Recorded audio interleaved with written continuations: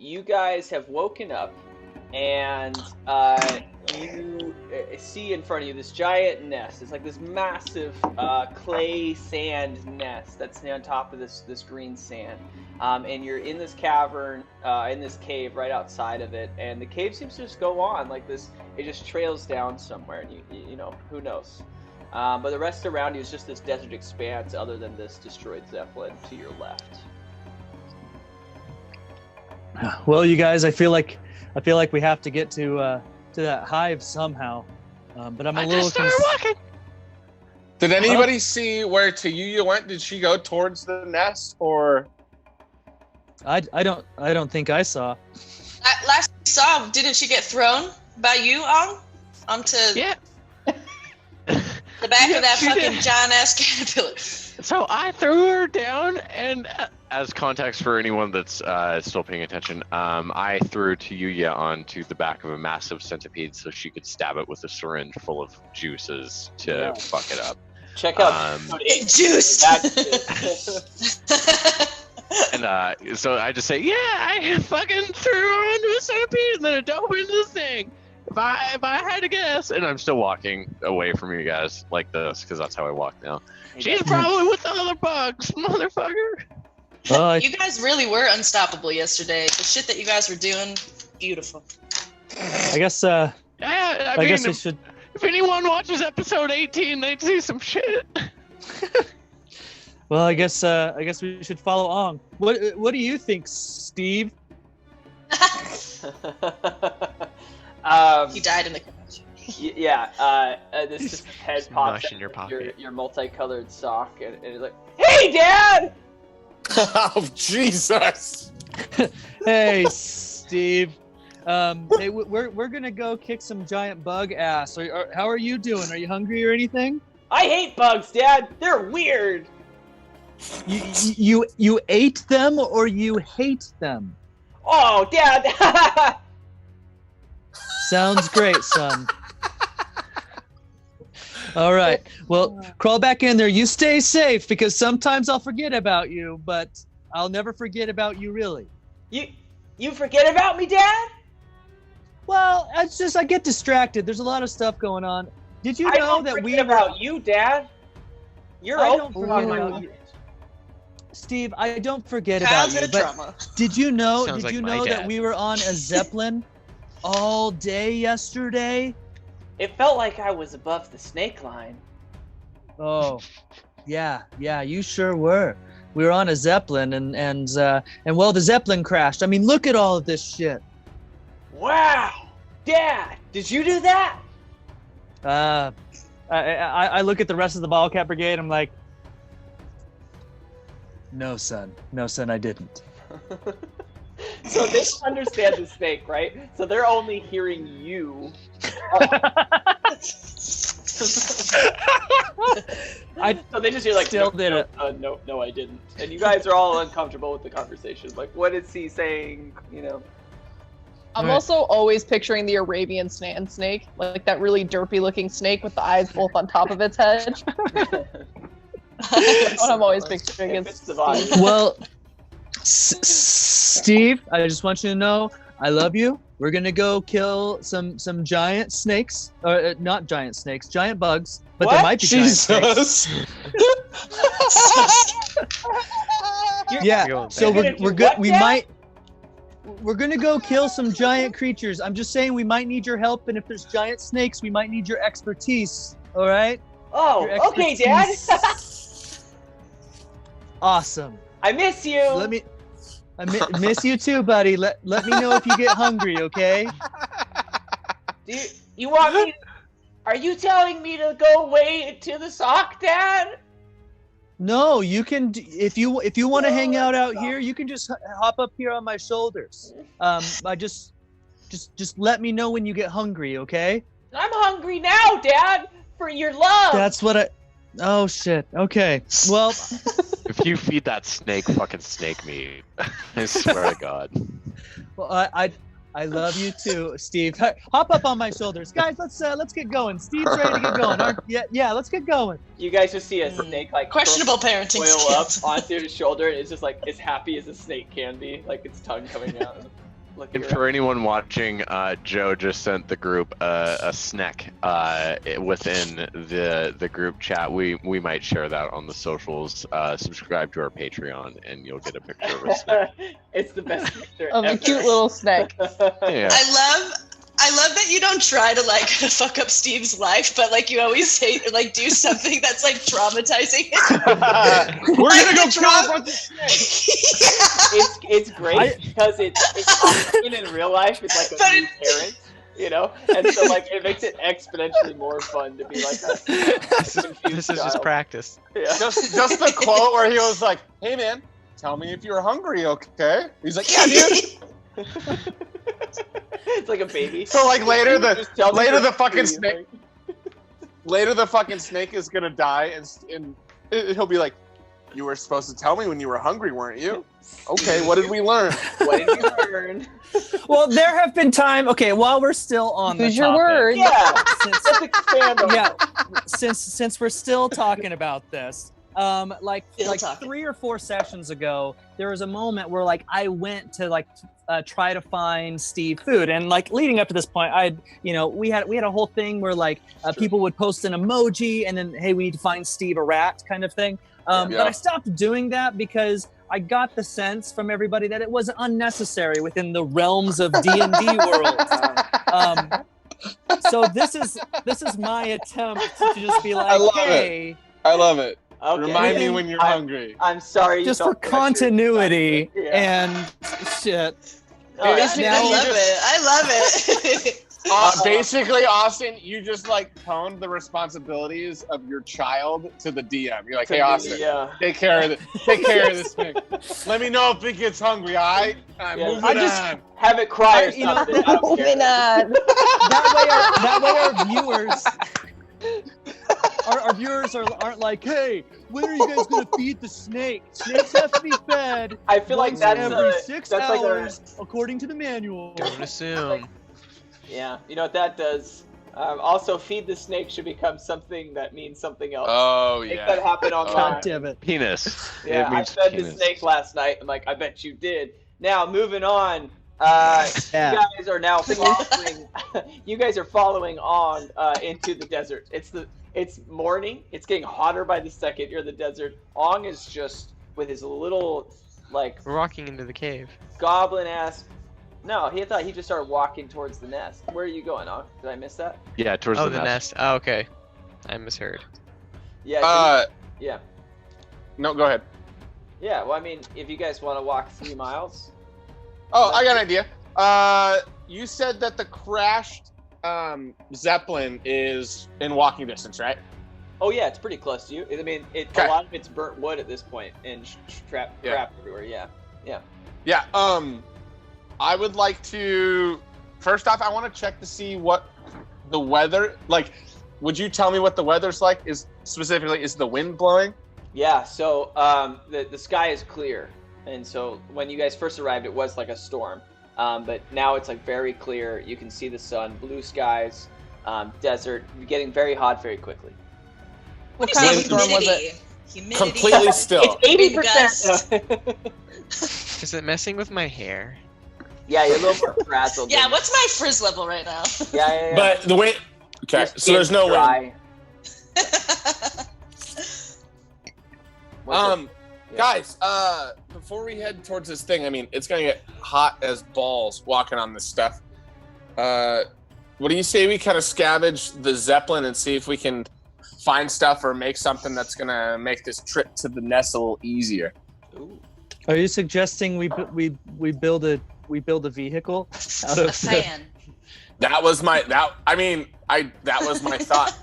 Wait, can you control wind? I mean, I can a Arrogance? little bit. Should we make hang gliders?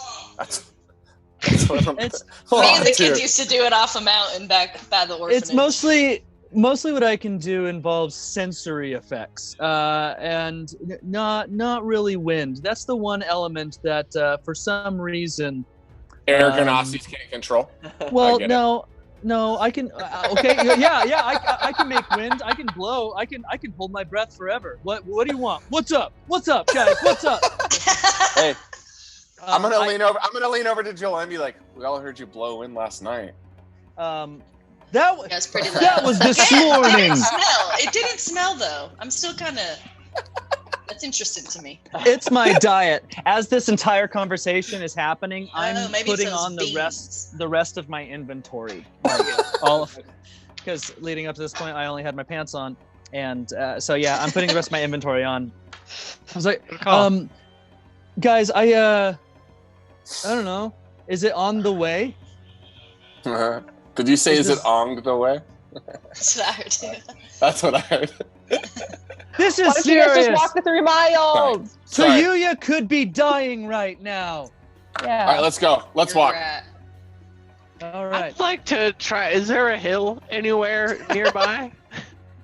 There are little dunes, but the closest. I'd like to roll down one of the dunes and just say tee as I do so. My eyes light up. You guys see him roll down the other side of a dune and disappear. But to Ong, what's happening is he's like, his mouth's open. It's just like, his sand is just, as he's rolling like a log down this thing. And then lands at the bottom like, Hey, Austin, as we walk by the Zeppelin, I'd like to find a piece of wood that is like, or I'd like to look and see if I can find a piece of wood that I can stand on and ride as like a sandboard. Okay, so the only things remaining is that isn't burnt. Is there's Well, like, burnt is fine, right? well, it's much more likely to break, I guess. It's very Okay. And real quick, do we know that it's approximately 3 miles to this hive? Yeah, it's eyeball. cool. Yeah. Guys, 3 miles. I know it's the desert right now, but if everybody can just like wrap up in like blankets and cover their bodies, 3 miles isn't really that far. You want to cover up in blankets in this heat and It's walk to keep the 3 sun. Yeah, Well, absolutely. there's a rotten snarfagus, and I take off running. Sorry. You keep the sun off of you, and so I like wrap up so it only shows my eyes. I race Jolie like a rapid snarfagus. I grab sand in both my hands and I yell, "Pocket sand!" and I throw it at everyone else and I take off. Pocket sand. So sand hits my freaking my blanket, and I'm like, okay, well let's go. Yeah, I'm gonna walk. I am not running. Yeah, I'm also walking. Chan, we're gonna like leave you behind with your ass full. That's fine. I'll get there when I get there. Me and Togu are walking. To answer your question though, when you did eyeball the Yeah. remains of this airship, you found something that was like it's not a mast, but it was like a big circular piece of wood that only one end of it was burnt. And then you also found a pirate flag, 9 rivets, which are like little metal pieces, and then you did find one flat square piece of wood that usually is along the side The of hull? the ship. The hull, yes, that wasn't quite burned yet. Why do I know all this stupid boat I don't know. terminology? Yeah, what the And I fuck is forgot. that? Are you a fucking Starboard, Pirate? forward. killer?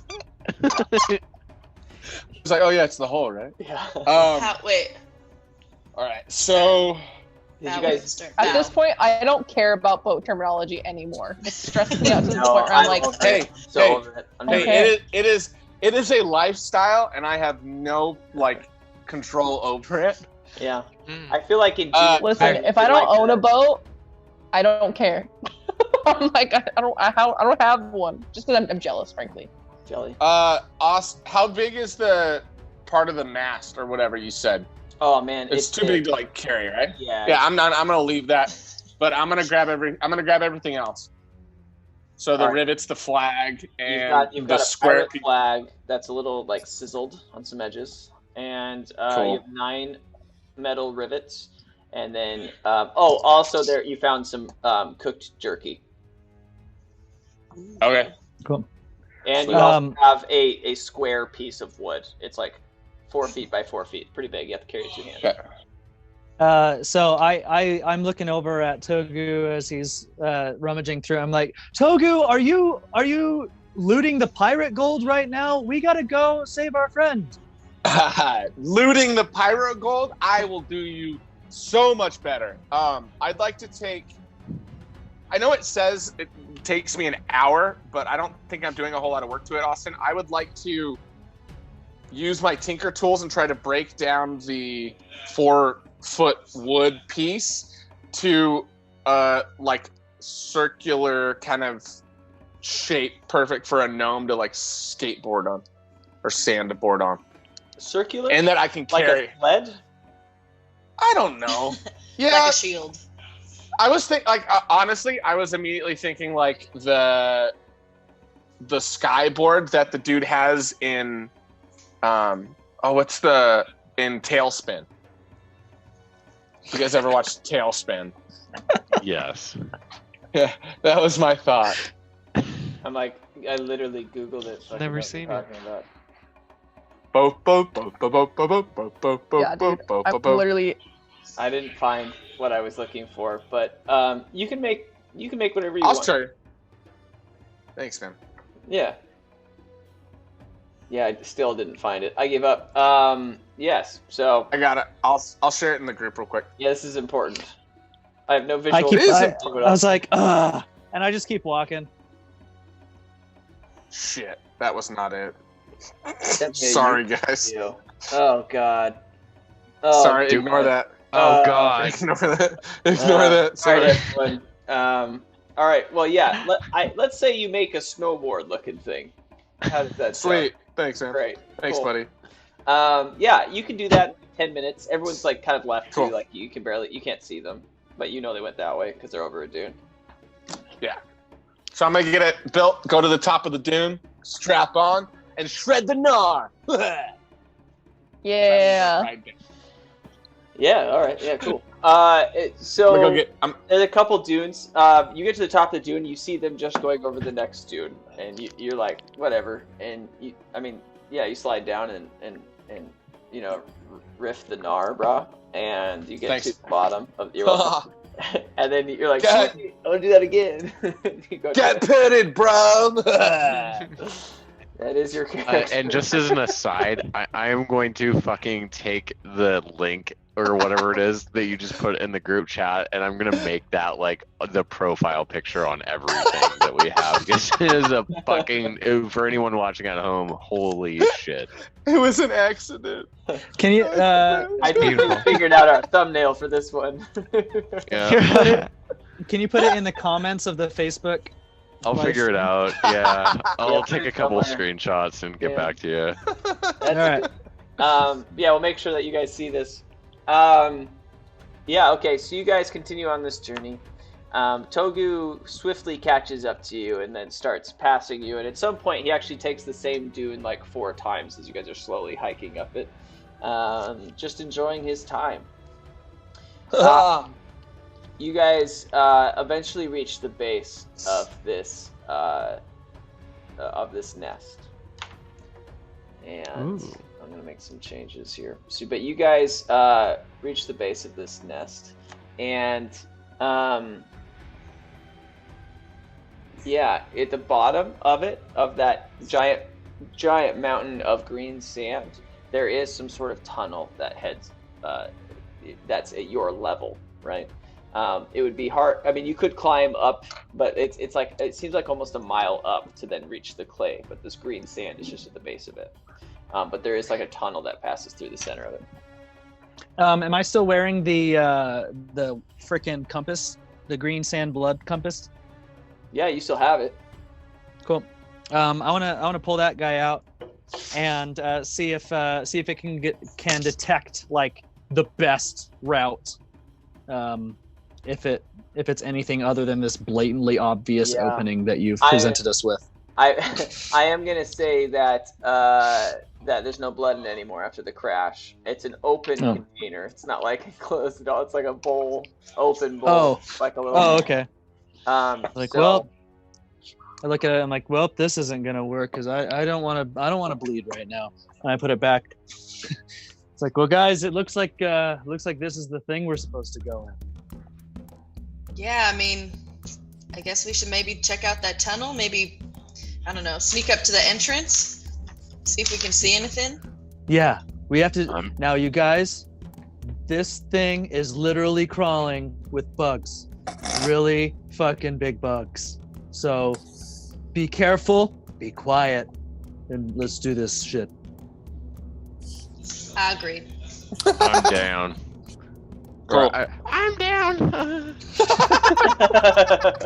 Pretty good. All right. Well, yes, let's do it.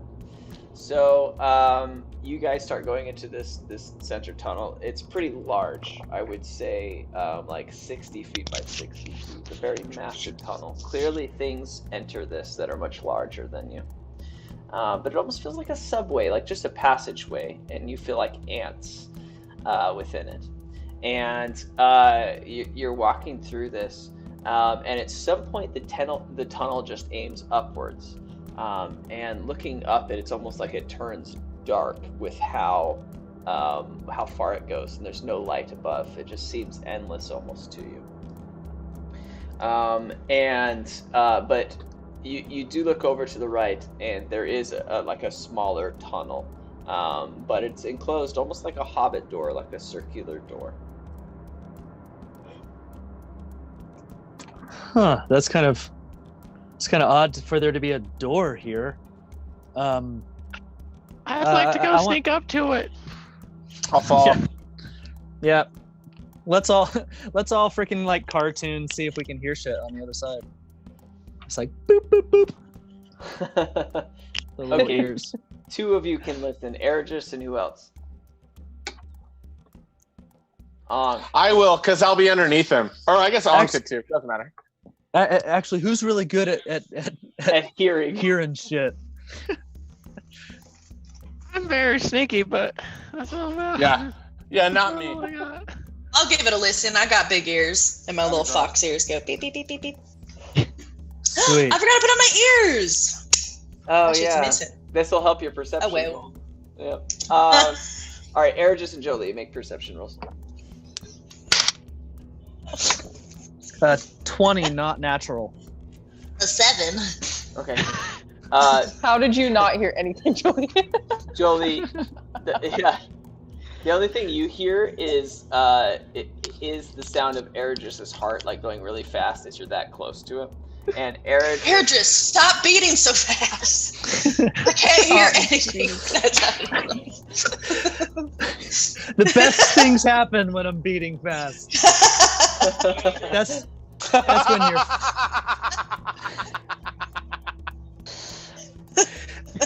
That's when you're fighting. That's when you're exercising, and that's good. All the best things. Yeah. Anyways, rock on. Yeah. Yeah. Just stop. I had thought of that conversation when I said the word beating, and it was my fault. And Ergis, you don't hear anything per se, but you do notice that at the bottom of the door, it's like a little bit of air coming out, like wind. All right. Okay. Well, guys, there's a little bit of wind coming from underneath the door. Maybe like there's there's maybe on the other side it's like another entrance to the outside. I don't know. This is weird. Can somebody like check this thing out and make sure there's no traps in it? Should we just bust this shit open? I don't know. It's a door. Kick it down. Oh shit. Okay. I'm gonna follow. Can you march in your little goblin form? And just fucking. You just have like a runway moment. You literally moved back just for that. Yeah, man. Do an athletics. Oh, I'll do a fucking athletics check. That's what you guys. Fucking. I got an 11. Okay. So he kicks the door. It does bust down, but his tiny body is like, oh, and he falls backward, and he rolls down into the center of the tunnel again. Wait, can I try to catch him before he falls? Yes. Let's do acrobatics. Yeah, you did. Ooh. I'm gonna say balance is involved. I got a 9. Oh man, yeah, you're going down with him. Yeah. Okay. You're like, I'll catch you, bro, and he just is falling too hard. It's surprising to you how much mass, like he's so dense. Right? He's dense. He's like a pound cake. It's like a train hitting you. You're like, I got you, and so it's like crushes you immediately. And you guys roll up. He's like, oh, good work, you guys. And I just want to like look into the now open doorway. Okay. Yeah. And see what's up. So I can see. You just see them fall, and then you just look into the doorway. It's like, good job, guys. And it's like immediately, like the air is like, and there was air that was coming down through that huge tunnel. It's funny because I muted the music to like create dynamic. And then right when I mute it, it's just like some bro like to an NFL game, like, oh yeah, fucking like, it's Andrew playing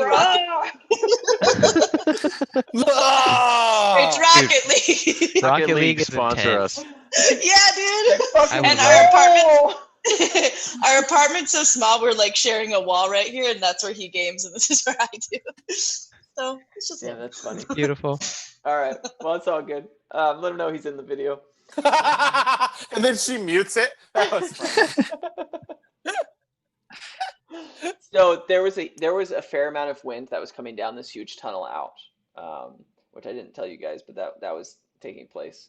And right when you guys opened that door, like it felt still. It was like an ancient door that's never been opened before. We feel that it's an ancient door. Whoa. It's like it feels the wind went through us. like as if the air was trapped in that room, and the minute you opened it, it escaped. Like it kind of stinks and it's old. Yeah. I just kicked the fuck out of that When you ancient start door. wearing tight pants. Can my Air Ganassi like ass like do some kind of perception check on the wind? Did you say your Air Ganassi ass? Sure. All right. Leave it, or you want to? Yeah, I just want. I don't really know what the correct D&D role would be. You get to choose. So like perceive it would be like, how could my senses understand it?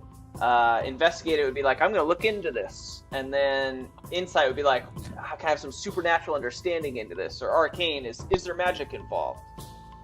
Okay, maybe insight then would be appropriate.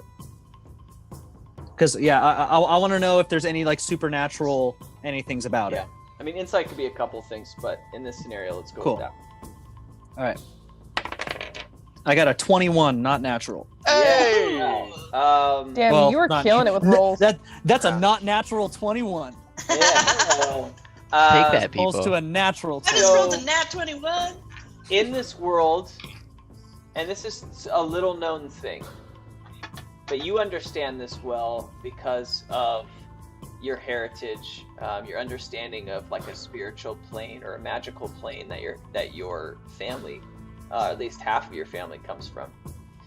And I don't know if you're full bred. I think not, right? Arganassi's half. Anyway. Yeah, they're like descendants. Yeah, you're like at least half genie. Oh God. Yeah. While I'm talking, I'll just quick. Sorry if you It know happened to me. I don't know what you did, but it was bad. It's all almost the same. Oh, it's so bad. I'm on. Oh my God. I'm sorry. I hate when this happens so much. If anyone at home knows how to make this stop happening, let us know. I think we just gotta zoom. Yeah, their Every comment's time, gonna be fuck Zoom. stop clicking fucking buttons. Yeah, stop clicking buttons. God damn it! I told you. No, it's gonna be Everyone- your guys' content sucks. Stop making. What did you do? for that. Miranda, what did you click? Just so I know how this can happen. The video button. Yes, I clicked. I went to mute, yes, and it was to stop. No muting. No hide video. Okay. So you know, because you speak to them, or at least you have, or you've seen them in your life occasionally, that all elements in this world have small nymphs that are like either wind nymphs or they are fire nymphs. And only if you're very extremely attuned to that element can you possibly see them. And there was a glimpse of a couple seconds where you did notice some wind nymphs flying out, and they seemed incredibly old, like ancient. There's men. I'm gonna say there's male and female. They're kind of a unisex, but they did have long gray hair. They flew out, and that was kind of that weird smell. Are they good or evil in general? Oh, very neutral. Almost all of them. Very neutral. Cool. There are a couple confusing, but you don't. From what your experience of nymphs, they're very neutral. Okay, cool. So yeah, these nymphs. Whoa, wait, where are you going? Are you still here? They like flew by you. They also don't speak a language that you're aware of. You've never communicated like where you've had a conversation. Did you see something? What is it? What are you talking about? There are these. Well, long story short, there are these little wind nymphs that just flew out. I don't know if you're familiar with wind nymphs, but they're a thing. Yeah. Togu, you're familiar with wind nymphs? I mean, I've got a little bit of an attachment to kind of the magical side of things. I've encountered wind nymphs. And Eredris is having flashbacks to like Togu's spank bank in his room, and he gets like super concerned. At this point, it's our spank bank. If you're, I'm like, okay, Togu. I think we might have just let some out. I want to look. Are you trying to tell us you farted? No, I didn't. You guys. Again? I didn't. You guys would know. I fart beautiful tunes. You do, that's true. Wait, you do what? You do what? Don't worry about it, Togu. Y'all, we need to go get to Yuya ASAP. If those wind nymphs left, I mean, they clearly wanted to go.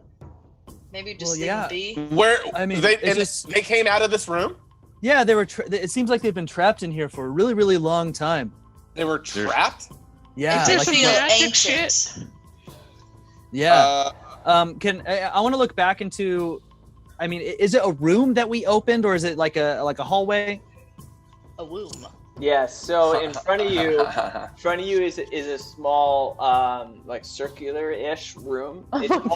It's all clay, right? So like it's not, nothing's perfect. It just seems like it's been put together by hand,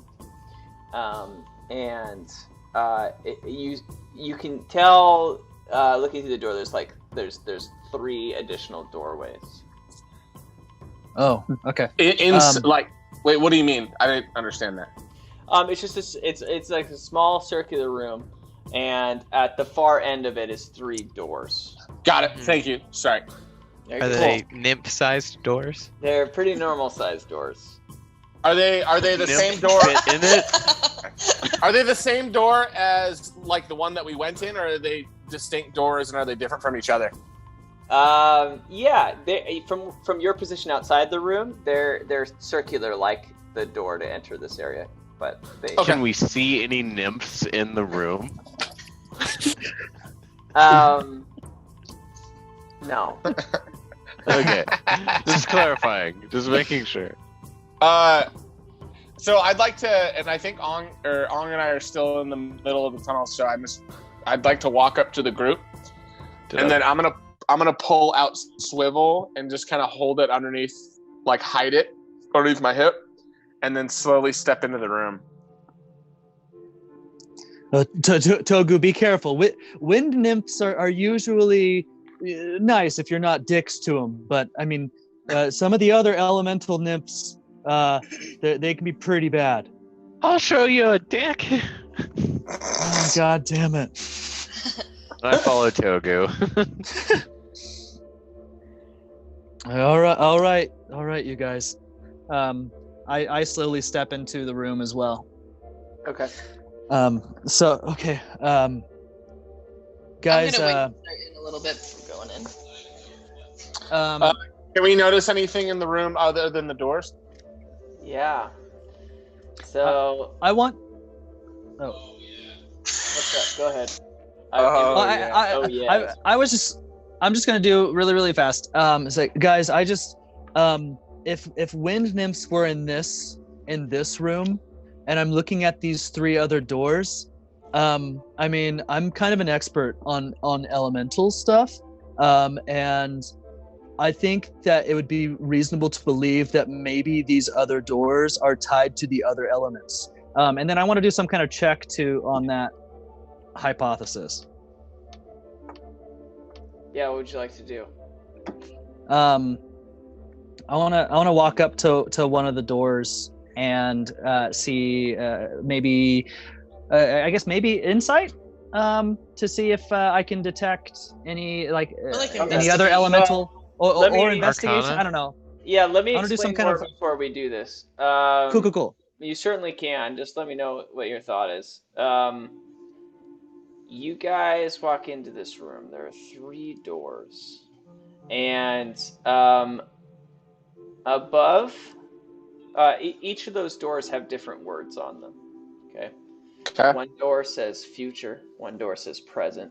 One door says past. And above these What language? doors, it's in common. Is it? No, I'm being. Okay, thank you. I'm being. No, you're good. No, I know. I'm not messing with you. It's in common, and then above it is like the whole thing is like this kind of wood panel above it, and it says 3 doors ahead, each perfectly in view. Limited passageway awaits.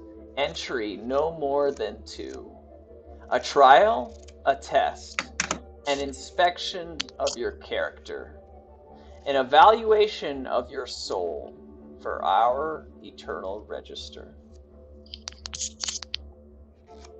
So as I step into the room and I'm seeing all this, I'm like, well, I was fucking wrong.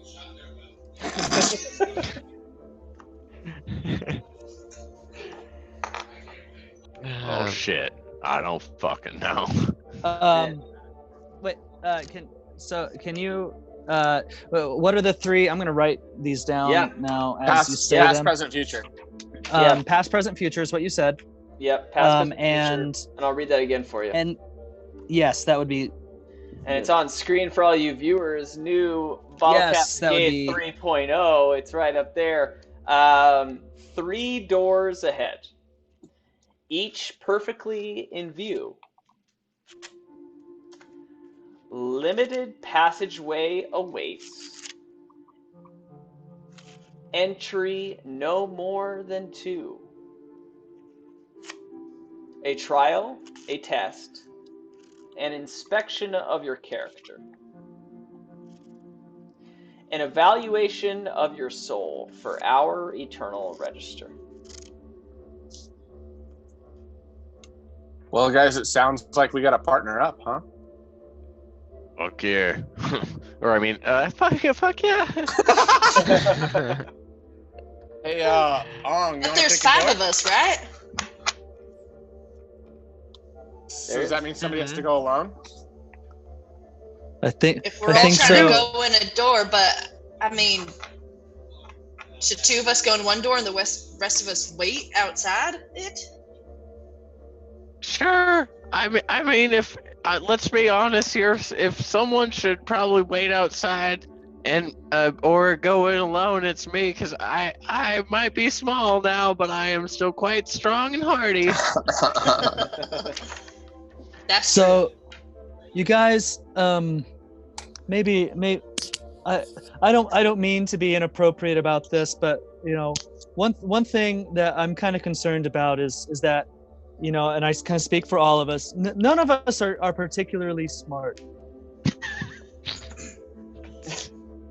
Is that fair to say? Well, I guess one of us isn't particularly smart. I mean, at least I'll 3. be honest. I'm a pretty average, intelligent, humanoid. And I know Ong is very wise, not super smart. Is anybody else really smart?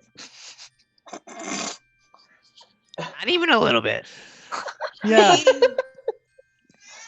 So my intelligence comes in many forms. Agreed. Well, mine too. Let's we're gonna do our best. But okay, so it says past, present, future, and trial test inspection of character. So we're gonna be tested on our characters. Maybe. Maybe. At this point we can sit and talk about it. I think we have to go through a door. It's a riddle. I can't see anything in it. I don't know. I think I'm just ready to go through one of the doors if anybody wants to go with me. One of you guys go with them. I'll go in one of them by my lonesome if I fucking have to. Well, Ong, if we're going to split up, Ong, why don't you and I go through the first door, you and me? And then we'll come back and report to everybody. What if we can't come back? I just want to make sure that one of my friends isn't in a kind of situation in which they can't get themselves out of, or they get injured to the point of death. And I think I have probably the most constitution here. I'll just come back as something else if I die. It's not a big deal. That's a good point. I think the most important thing is finding Tayuya. So, I guess maybe we all just go through the doors and we all just go and grab. Hopefully one of us gets her. I don't know. This place seems tricky. All right. Let's fucking do it then, I guess. All right. What are the teams? What do you want to do? I don't know. I would like to do the right thing here, and I'm hesitant to be hasty. That seems redundant. To be hesitant to be hasty. But that's why I'm not super smart. I'm just an average intelligence humanoid. I see it now. I want to just kind of sit and just kind of meditate on the passage and see if I can find something that I should read deeper into to kind of give myself a clue as to which path would be ideal. Oh man. Okay. Is that a thing? Let's do an Arcana check. Okay. I'll cast guidance on you, and you can add a D4. That's an ability check he's doing? Nice. Yes. Yeah, so you can add a D4 to your roll. All right. The other way, Taylor. I pinch you. I will need it. I got a 7. With the D4. Savage. Okay. So 7. So 11? No, total. I got a 5 plus 2. Yeah. Oh yeah, but you get a plus her D4. That's plus with my everything. Arcana. Oh, I'm sorry. Yes. That's a 0. Yeah. Yeah, man. It all feels like a crapshoot to you, man. None of it feels good. Oh. Well, you guys, I think if it's going to be a test of character, I would like to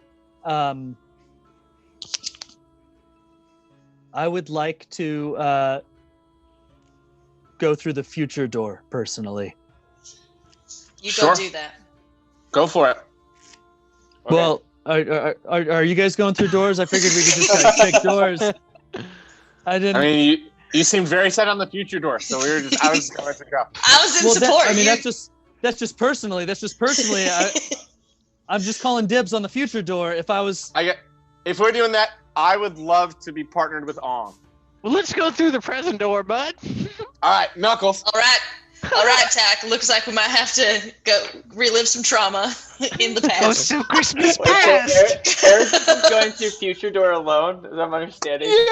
Yeah. He's like, everyone was like, yeah, fuck that guy. Like after he goes through the door, and then you guys went other places. It sounded more like a personal with journey that like he needed to go on. You know, like a test of character. He presented. He was it, drawn that way. I don't feel like he needs us. Ong He's a hero. and Togu, you guys are going through present door. Correct. Yeah. Okay, and then Tack and Jolie. We're gonna cry. All right. Well, this is a little earlier than I Yes. said, but we are going to take a quick break and come back to that very, very soon. And find us on Patreon if you don't already. And subscribe to our YouTube. And YouTube, subscribe, sub up, and we need you, man. Sub up. All right. See you guys in 5. Subscribe.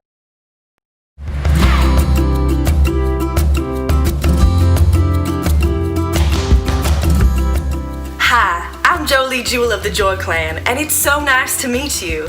I come from a long line of Kitsune halflings, or Kitlings as we like to call ourselves. For generations and generations, my family has been running the Oddlings Orphanage, a home that nurtures all sorts of characters and creatures looking for wild love and a rowdy life.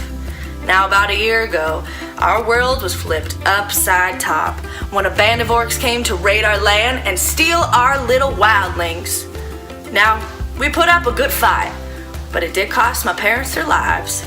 So now, it's up to me and my brother to run the Oddlings Orphanage and spread love just like my parents did. Now, I like to think it was a little bit of Kitling luck that the Bottle Brigade stumbled upon our orphanage. And to add to that luck, they were also looking for the same band of orcs that crossed me and my motley crew of a family. So when they invited me on their quest, how could I say no? Now I don't know what's ahead, but damn, am I ready for adventure. Hey, my name's Tuya, and I'm a 13-year-old tiefling and a member of this pretty weird group called the Bottlecap Brigade.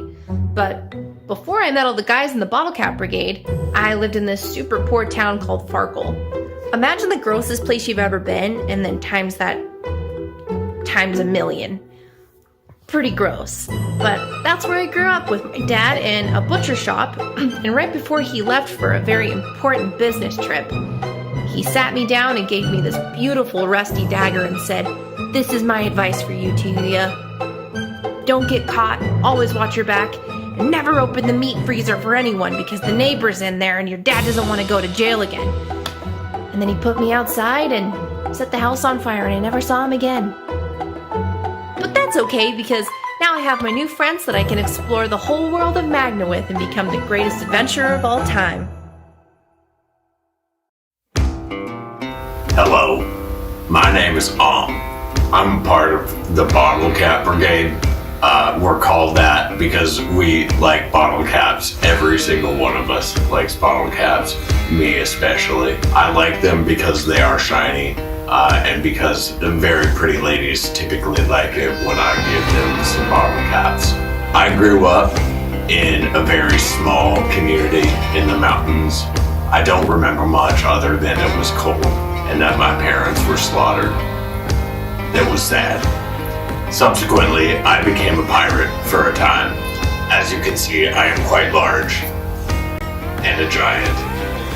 And as a pirate, they liked that about me. And so I was quite popular as a pirate. I moved to a town for a bit and met up with a group of goofballs, and we now go around looking for fun. My name is Ong, and this is my story.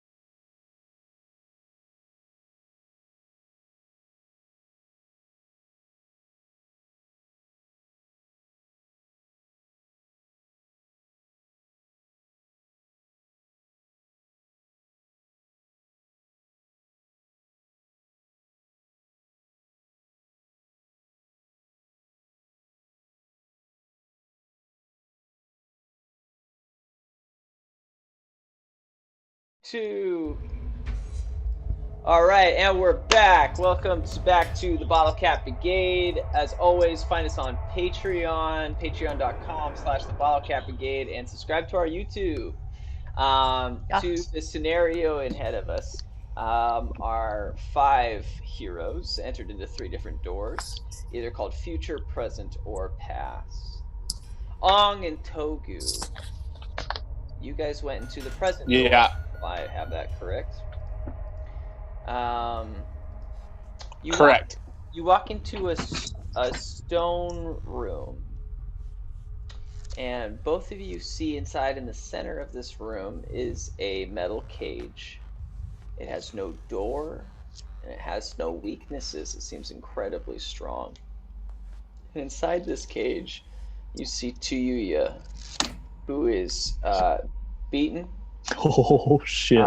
She's unconscious. She's covered in bruises. Her clothes are, a lot of them ripped to shreds. It looks like she's been through a very painful ordeal, maybe tortured. Is this the present? Yep. Can we see if there's, or excuse me, can we see if there's anything around that we could use to break open the cage in the center of the room? There's nothing in this room except it's kind of damp. It's almost like a dungeon, and just stone flooring, stone walls, and ceiling. Behind you, as you turn around, as you close the door, there is no longer any door. Awesome. Oh shit! Hey, Toku, do you have anything to help her out with? She looks fucked up. Yeah.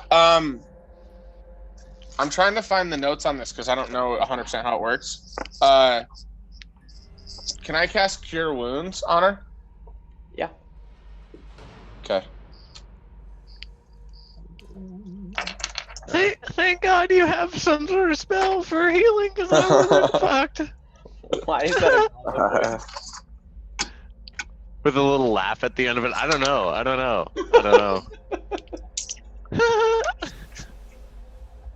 I'm looking up the rules because it's not loading on my shit. A creature you touch regains a number of hit points equal to 1d8 plus your spellcasting ability modifier. This spell has no effect on undead or constructs. I rolled. So in that case, that's so smart. I need to get some of those. I can touch her through the cage, right, Austin? Yeah, I think you could reach her. Okay, I'd like to do that, and I rolled a 6 total. Okay, and then plus your spell mod. You're good. So 6 total. 6 is total. All right.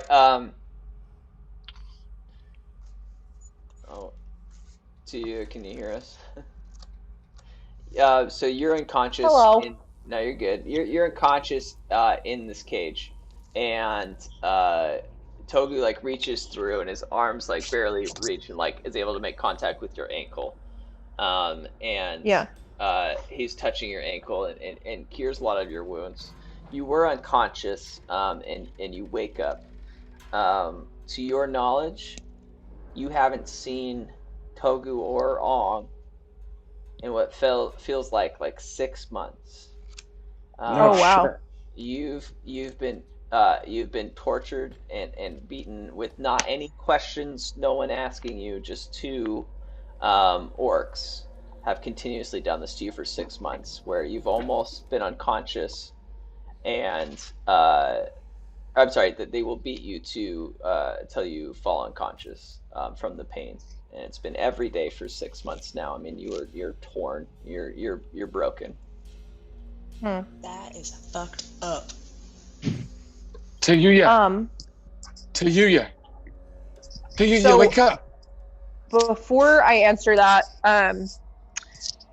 how do I remember anything? How did I get here? So this is the present, correct? Yeah. Well, as far as where we're at. Yeah, you think it's in been the store 6 months since you've seen them. Yeah. Okay. How did I get captured? You just remember riding on a centipede, and then waking up and being tortured. Okay. Yeah. So I like, kind of like open my eyes and like look down, and I'm just like, Togu? Tayuya, it's me, Togu. Ong is here too, sort of. Are you... What? I know. It was weird that happened. It's a whole thing. Are you okay? Are you Listen, okay? you bastards! If this is some trick, it's not funny. Shh. No, it's no trick. I mean, literally, we're trying to get you out. Are you real? I'm gonna, like, poke her hard. I just kind of like jerk. I just kind of like instinctively like jerk back to like. Sorry. Yes. I'd like to pull out some of my bottle caps and be like, I got some bottle caps for you if you're worried about it. that is on. Yeah. I don't ask him how much he can lift. I believe it. Okay. I can lift 1,080 pounds even in this very small goblin form.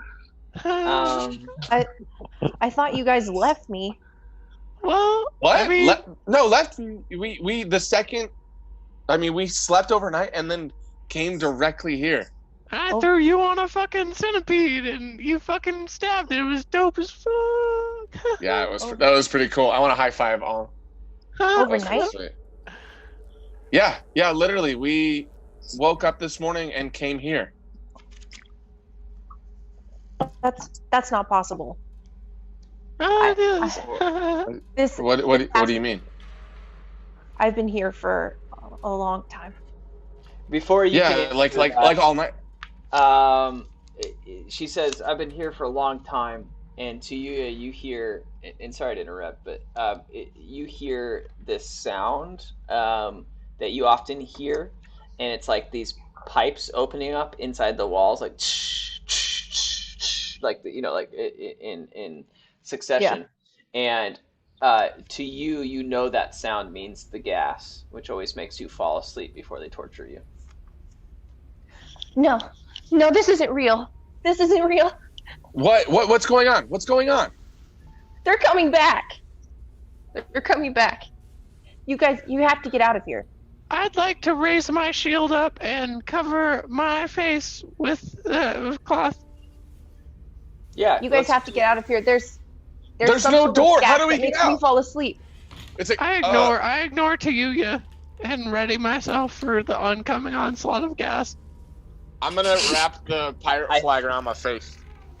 I hate that it's you two in this scenario. You know. Why? Okay. Every bad scenario I've ever been in, it has involved Togu in some way. Every time. Let's do con saving. Take that. And just I have poison resistance too, and I would like to use the mop head to wrap it around my face and breathe like a face mask. Also, very poignant COVID-19. Wear a face mask when you go out. Wear the face mask.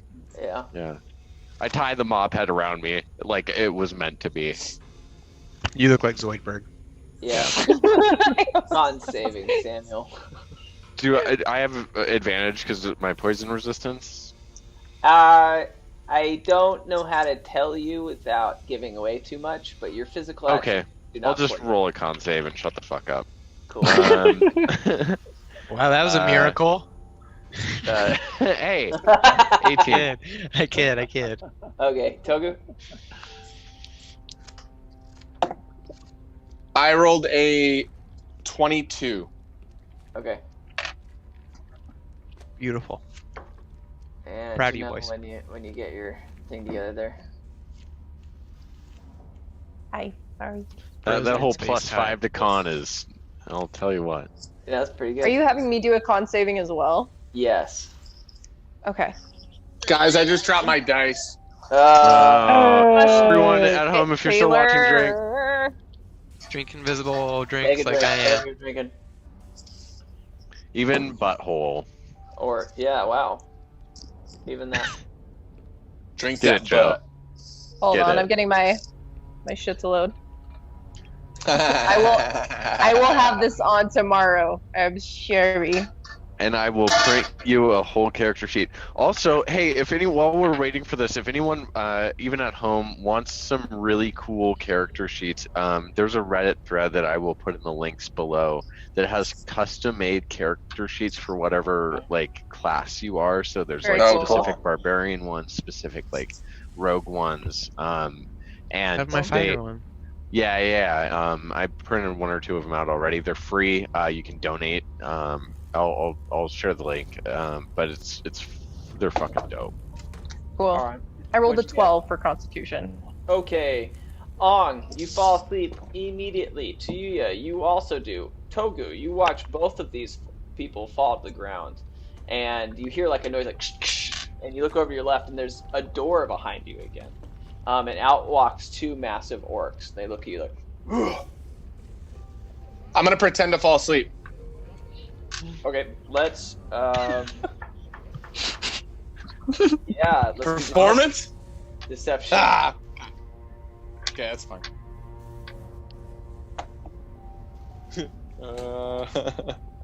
I got a 12. Okay. So they're both carrying like pretty big clubs, and so they walk in and they look at you and they're like they convey to each other. That was weird that I fell asleep after the gas. Another one looks at you. That is a bit weird, isn't it? And you know, well, just to be certain, and he takes his club and just smashes your head on the back. How close are they to me? Because I wasn't quite done. Okay. Well, I'm gonna say I'll give you a reaction then. I want to say, well, I want to be sure then. I want to cast sleep on both of them. I think I can do that. Targets. Let's find out. Sleep. I thought it was like a dome around me, but I'm not sure. It totally. Let's see. Spell spends creatures. That's positive. 20 feet. Creatures. Yes, it can be multiple. Okay. So I roll 5. So it says here I roll 5d8, and that the total is how many hit points of creatures this spell can affect. Yep. Okay. Does that work? Yep. Yeah. Okay. All right. And it has to hit the entirety of its hit points to be able to knock it unconscious. Yeah. I got a 21, adding them all together. Yeah, neither of them fall asleep. Jesus. Okay. Okay. Yep. And now you can make a con saving again. 13. Okay. Well, I don't need to give you disadvantage because you failed.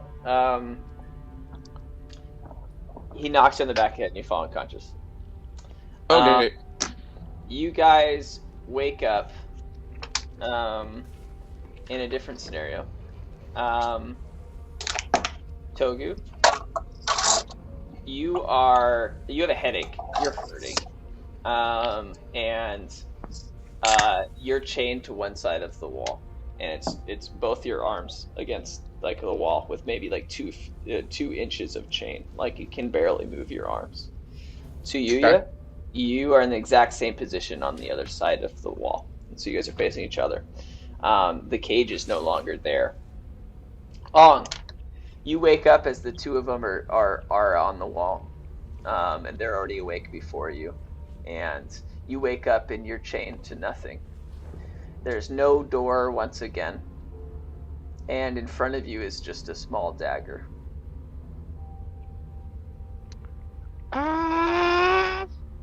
I'd like to take the dagger and try to pick the lock of Togu real quick.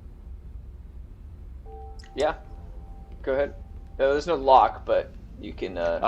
He's just like chained up and it's just like magically. Yeah, he's got like chains. little. He's got like okay. Like metal bracer around. They all do. Both of them do on both their arms. Metal bracers, Sure. like lock, and then it's just chained to the wall. All right. Well, do you guys want me to try and fucking break you down from this, or? Are we awake, or am I unconscious? You guys We're were both both awake, and then Ong woke up right afterward. Oh, what happened? My head is killing me. I don't know, but I'm kind of worried about that guy. Again, I can fuck him up, but I just gotta be awake to do it. You know what I mean? Yeah, I tried. You It guys. didn't quite work for me. I told you guys. You guys shouldn't have come back for me. Oh, I'm kidding? gonna save your ass, you motherfucker. I'm sick of you Every guys time- making fun of me, calling me the abandoner. I ain't going nowhere. It's really good to see you, Togu, and I guess it's good to see you too, Ong. I Even have though a you shitload of bottle caps. don't look the same whatsoever. To you, yeah. I've been calling him Gong because he's a goblin Ong. That's good. Well, we better hurry up. Otherwise they'll come back and beat the shit out of us. How often does that happen? Why? Very wait, hold often. Oh So shit. why did they chain me up and chain Tayuya up, but leave Ong completely unshackled in the middle Because of the I'm room? the fucking goblin captain. I don't know. I gotta figure this shit out. Has this scenario ever happened before? No, from your recollection, it's felt like an eternity of just being in that cage, them somehow opening the cage, and then torturing you, and then closing the cage again. Okay. Ong. Yeah, I've never seen this before. They've always just beat me up. Fuck. But we better figure this out before the gas comes back on. Ong, you hear a sound, and you turn to look behind you, and there's a door again. And you just see this slider thing open with like several bars in between, right? And it's only maybe like 8 inches by 3 inches. And you can't see any light coming from it, but you just hear a voice. A soul for a soul. Sacrifice one and the other will be freed. Then it closes again. Some sauce shit. Oh shit. I think someone wants me to kill one of you guys. Did the door go away? Yeah, the door is gone. Okay. Well, I mean, do you want me to stab one of you? Not I got necessarily. I got you guys into this mess in the first place. Not a chance. Don't even start thinking that way. No, we're not sacrificing somebody. I Like, mean, we're I'm a fucking goblin at this point. Maybe if I kill myself, I'll turn back into Ong. We could try it. I don't know if I want to risk it, man. I don't know if that's how that works, On. I mean, it's either me or one of you guys. Unless we try to get ourselves out of these shackles and wait for the goblins to come back. Do I have my inventory still? No. Okay. What do I see in this room? What else is in this room? Yeah, it's just like a square stone room. There used to be a cage in the center that you were in, but it's gone now. And there's no doors. Just like the number one thing DMs are not supposed to say, but there are no doors. Is there have I gotten like thinner since being in this like yeah. How snug are these shackles on me at this point? Oh, they're pretty. Yeah, they were almost like they were made custom for you. Great. Well, I guess we don't have much of a choice at this point. I might as well just fucking do it. and I just take it and I fucking slit one of my wrists. Oh, damn. What? Yep. Okay. Oh no! What are you doing? I'm a goblin. I'm the goblin captain. Okay, you take 26 damage every 10 seconds. I can take it. What? I'm gonna use Stone's Endurance on the first one. So I'm gonna let you say maybe 2 or 3 more sentences before you die. Yeah, well, it is soul for soul. What do you guys better save my ass at this point? Because I'm gonna pass out. There's a lot of blood. How do we say? I can't do anything, dude. You idiot! Besides, only one of us will get to go free. Oh, you know, maybe it's both. Maybe it's the both of you. Okay. I mean, I can't do and then anything. Starts bleeding out and falls to the ground and dies. Everything to you and Togu.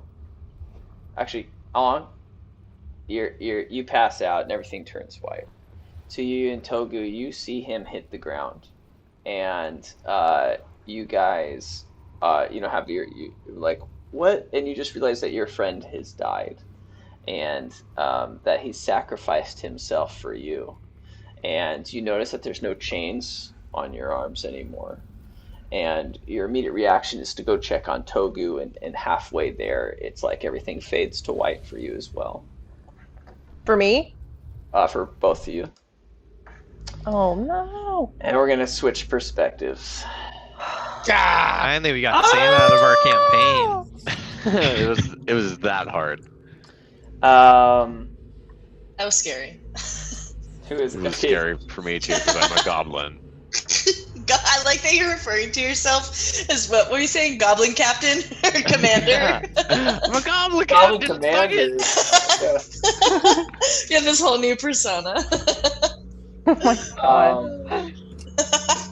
Eridris. I love that it's just you, by the way. Oh, good. You're in future? Yeah, awesome. Okay, Yeah. Eridris, you walk through this door, this future door, and you close it behind you. And everything that was a door and a door frame and a wall is now gone.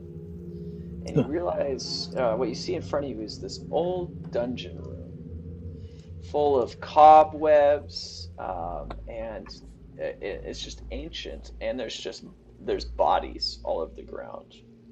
You can tell that out of these like 20 bodies on the ground of this room is they're kobolds.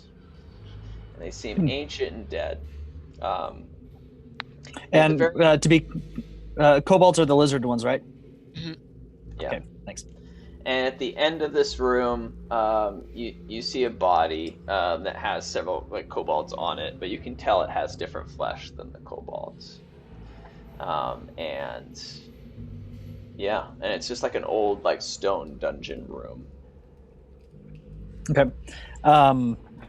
So I want to walk over to the body that has the kobolds on it. But as I'm doing that, I want to just look around the room and see if there's anything like on the walls or on the ceiling that is noteworthy. Yeah. So you look around you. You can see that there are lots of like inscriptions of like an old dungeon. Even some traps that have been activated and that killed a couple of the kobolds, and some different, like arrows that pierced it and pinned it to the wall. And behind you do notice like a large like cavern that goes on, right? But as you slowly approach, I also say that there's like a little statue in the center that seems to be destroyed. But as you approach, you step on something that catches your eye. And you look down and you see a trail of bottle caps that lead to this body.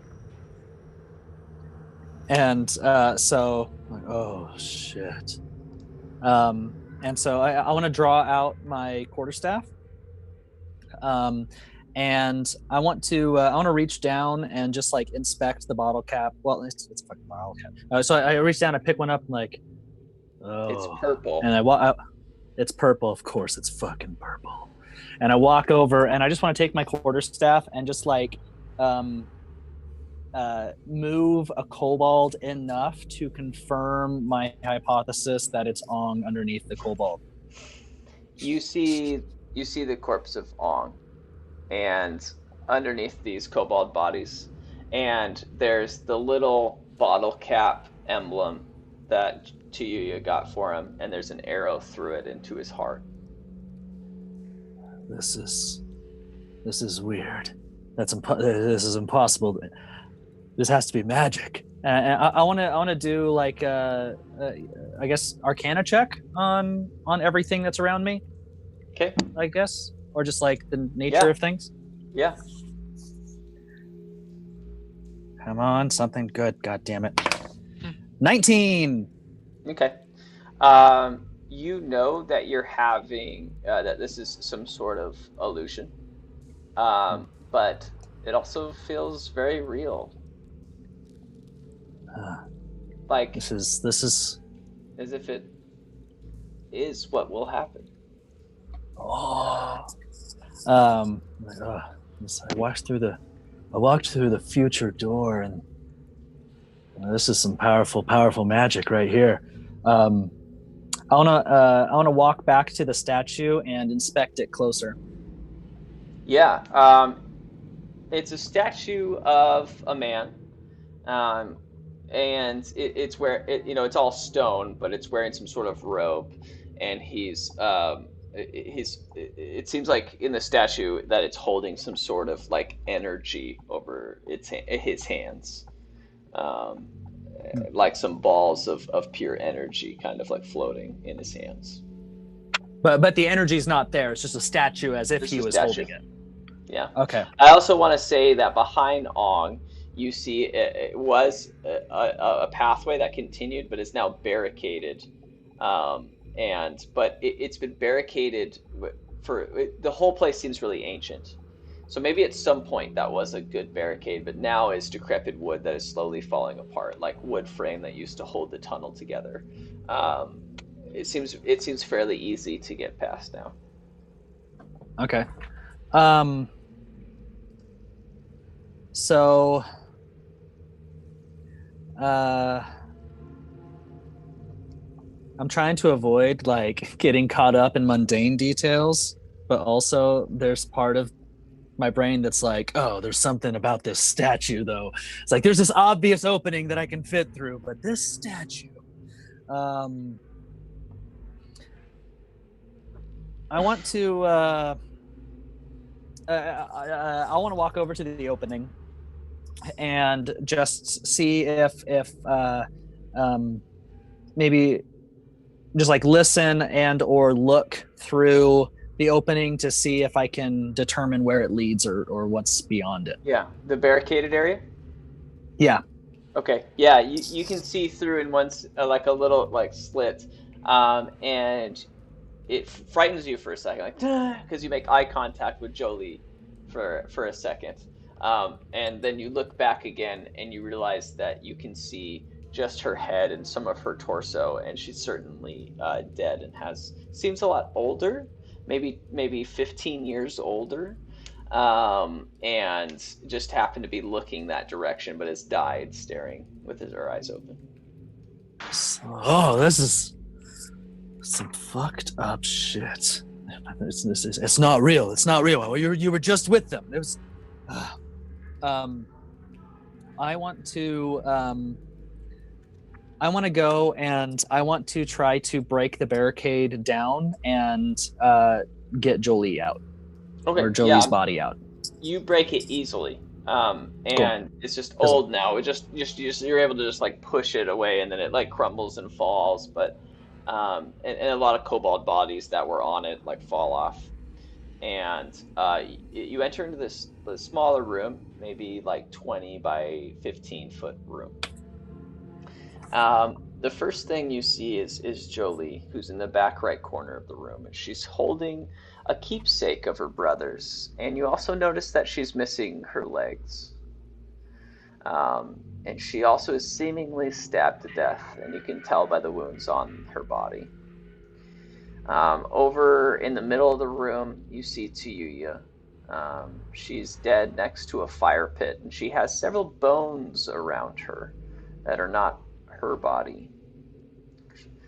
And Tack lays on the ground in the corner of the room, next to a wall, where and you can see on his hand that his hand is like his forefinger is like missing some, and like his other nails are almost like completely gone.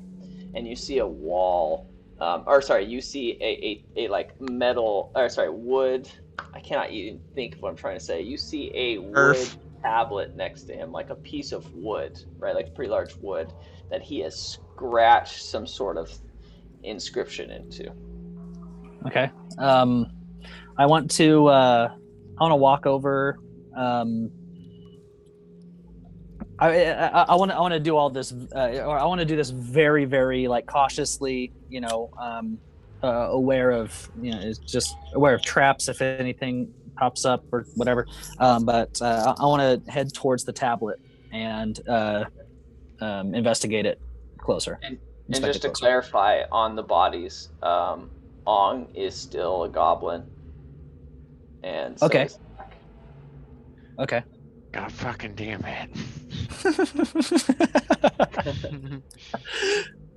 Yeah, so you walk over to the piece of wood.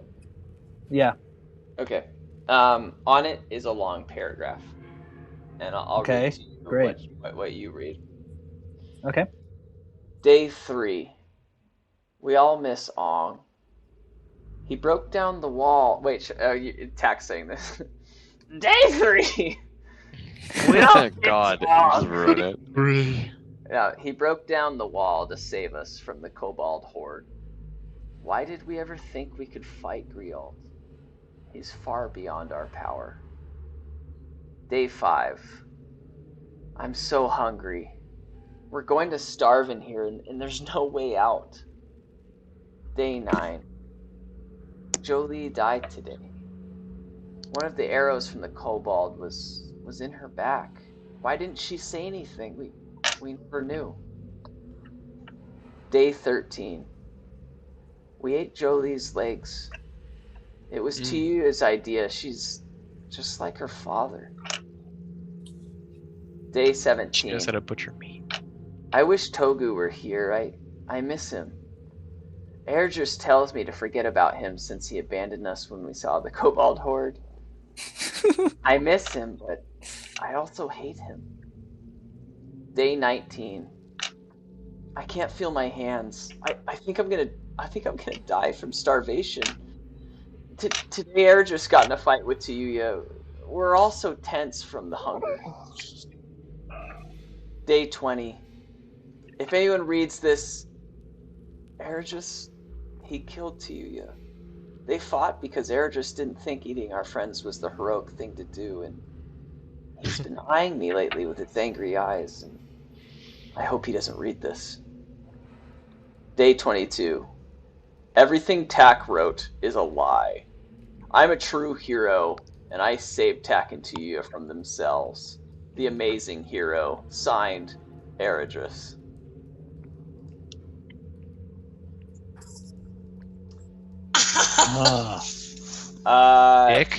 Can you make a wisdom saving roll, Eredris? I'm scared. You weren't kidding when you said it was dark. This is a dope setting. I like it. I rolled fucking legs. I rolled an 8. Okay, cool. And we're gonna switch perspectives again. Jesus. That was on in your brain. That was scary. That was dope. Yeah, that was great. Fantastic delivery. That sounded fun. Thanks, I hate it. Okay. So that's a hate crime. Well, I hated it. That's not a hate crime. I hated it. Oh shoot! No, we took it. Okay. All right. So Tack and Jolie, you got. Yo, Tack, I'm kind of scared. Are we sure we want to go through this fucking door? Oh man, you're in a very mysterious place. You guys go through this past. There's this door that says "past" on it, and as you close it behind you, you guys see that you're in this very cozy living room, and there's a couch. I'm sorry, you're in a bedroom, and there's like a bed. There's a couch on the side. There's a fire going, and you see this middle-aged male elf, and he shoves this female elf into the wall, and it seems like they're in some sort of fight, and she immediately slaps him, and his eyes just are filled with rage, and you see him pull his arm back as if to punch her. I'm gonna go like dive in between. Oh damn, we're going right and in separate and separate them. Okay. Can they like push them. Yeah, you jump in. Okay. Roll for initiative. Yeah, you're not. Oh, what is your AC? 16. Okay. Yeah, he punches you right square in the face. He meant to punch her, but you dived in front of him. And he knocks you to the side. I'm gonna say that you fall onto the bed. You're gonna take 6 damage. Is my butt out? No. Is it up and his face down? Face down, ass up. Are you saying that's... Thank you. You fall on your back. Your butt is very not exposed in this scenario. Am I hard? And after he does that, you just hear him say, like, "Get out of my way!" And then he goes to hit the woman again. I'll cast Hold Person on him. Nice. Okay. Hold that person. Hold him. He has to make a Wisdom saving throw. Okay. Against yours? Or your DC? Yeah, it has to be at a 14. Okay. He does not. He's stuck. Nice. And you trap him, and you see him say, "Let me go! Let me go now!" Tack, do you recognize these people? Are they from your past? You do not. No. Whose past are we in? I don't know these people either. Oh no, look at the dick. Who are you? Asked the elf man. Who are you, and why are you in the past? How did you get in here? This isn't family matter.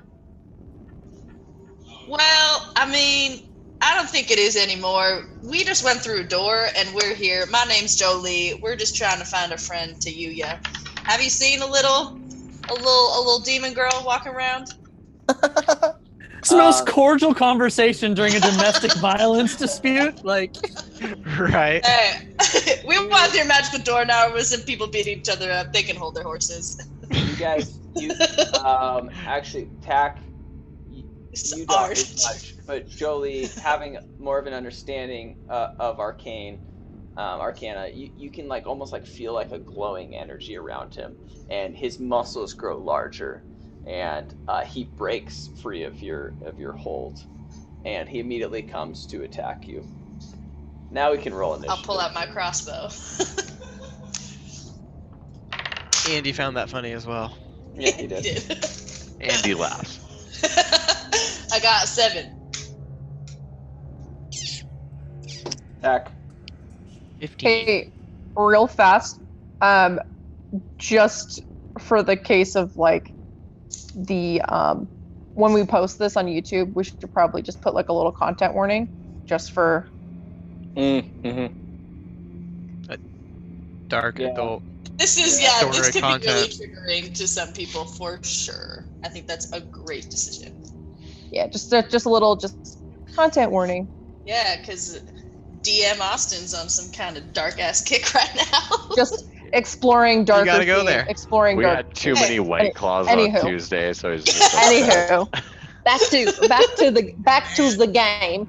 No, for sure. I'll just. It's worth it. But you're right. Okay. Tack, you're up first. Wait, actually, I got a 10. This is a 9, not a 6. I would. This person just has their fists, right? Yes. Are there any apparent weapons on them? No. Okay.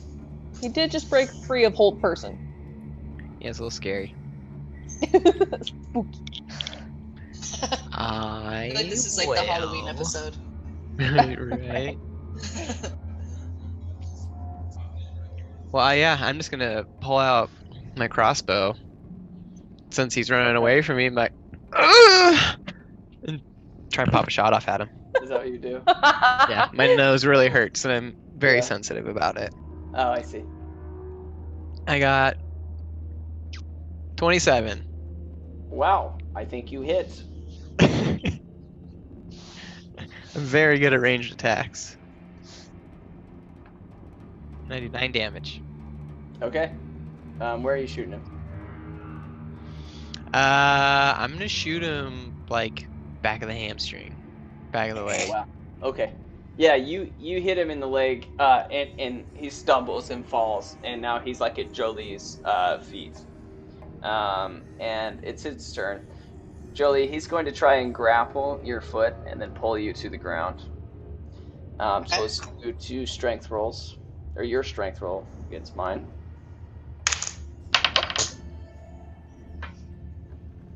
I got a 3. I didn't do much better, but I did do better. Yeah, he pulls you to the ground. And now he has you grappled like he's holding your legs. Jolie, God damn it. Well, I said before he attacked I had my crossbow out, so I'm just gonna try. Can I like shoot him that close with the crossbow? Or would that be disadvantage? Yeah, disadvantage for sure. Hit him with it. You're also like prone. I don't even know if there's like triple disadvantage, but it's bad. Hit him with the chair. Alright, I'm gonna try and pull out my mace and hit him. Okay. Which is also not a good one, but it's okay. I think you're still at disadvantage though, because he is grappling you. Well, he's also on the ground though, right? Yeah, but he's not trying So to they're- attack. Yeah, DM they're both discretion. they're both prone, but they're both prone. He is Yeah. grappling. For sure. Let's look that up. Maybe you should. Maybe wouldn't it cancel each other out? He's doing a Brazilian Jiu-Jitsu ankle lock, so it's like extra special. Nice. He's got both fingers in between all of her toes. Yeah. That kind of feels nice. That's a nice new type of massage. Grappling her feet. like, Ready for your manicure. Through the toes, grappling both feet. Okay, I'm actually not Start sure. painting his nails, He's- Jolie. He's not grappling your arms, just your legs. So I'll say that you can attack. I'm just going to give you disadvantage, but you can attack. Okay. Sweet. Then I'll just do my mace at disadvantage. Oh, okay, it was a 1. No. Yeah, barely missed. Cheers. This new kind of massage is just so distracting. Cheers.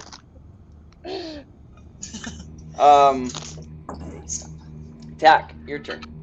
You see him holding her legs, and then it's as if he's like reaching into his pocket for something. But he has his hand in his pocket. Yes. Okay, then that changes things a little bit.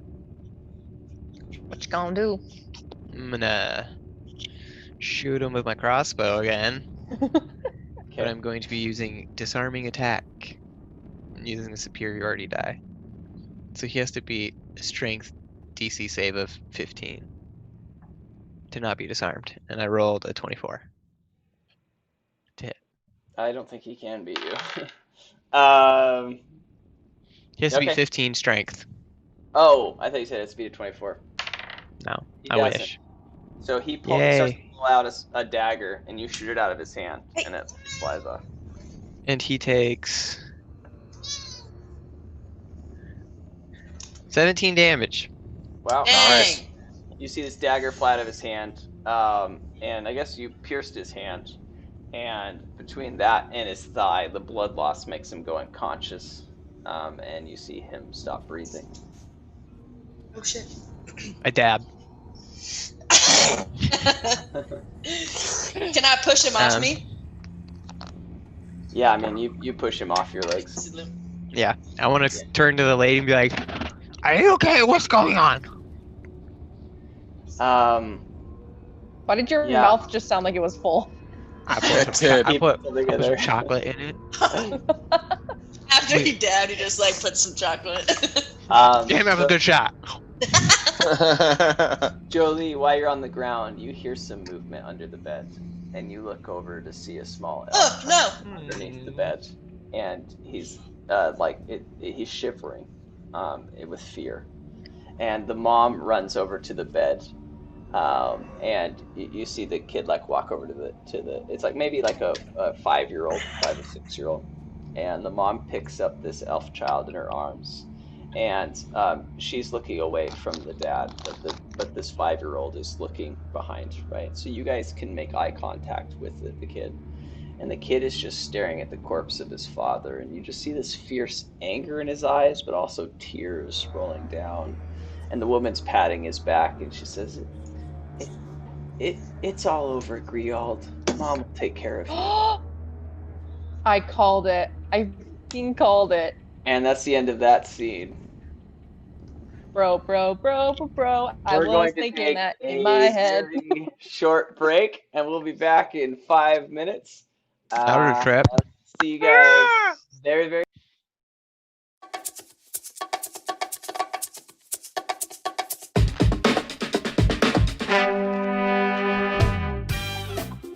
Hello, I'm Togu. I am the bard of the Bottlecap Brigade. As you can tell by my height, I am a gnome. I am from a neighborhood outside of a big city called Skelling.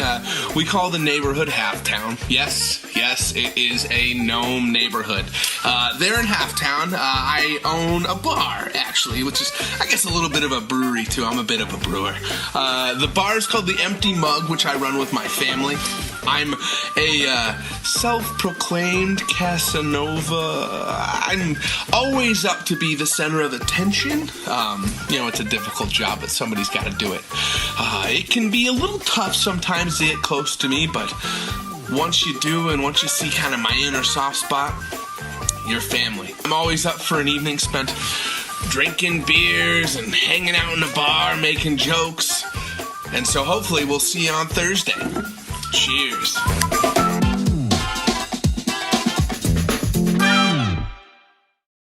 Greetings. My name is Eredris. I'm an Aragonasi monk and practitioner of the Way of the Four Elements. I've been traveling around the world of Magna for a long time now, in search of someone who was taken from me long ago. In my travels, I've developed a bit of a reputation. I'm a hero. Mostly because of the many heroic things that I've done, but also because of the regular, normal, everyday things that I do in a very heroic fashion. So it's no surprise that I joined the Bottlecap Brigade. An entire group full of heroes, count me in. Oh, I am so excited about all the adventures we're going to have. But even more so, I just feel like I have so much great experience that I can share. I can really show them the ropes and teach them about what it means to be a hero. The speeches and the poses and supporting trans rights, there's just so much that we're going to be able to accomplish. We've already saved an entire kingdom. Also, it is through the Bottlecap Brigade that I've met my animal companion, Steve. In fact, say hi, Steve. Hi, Dad. I love you.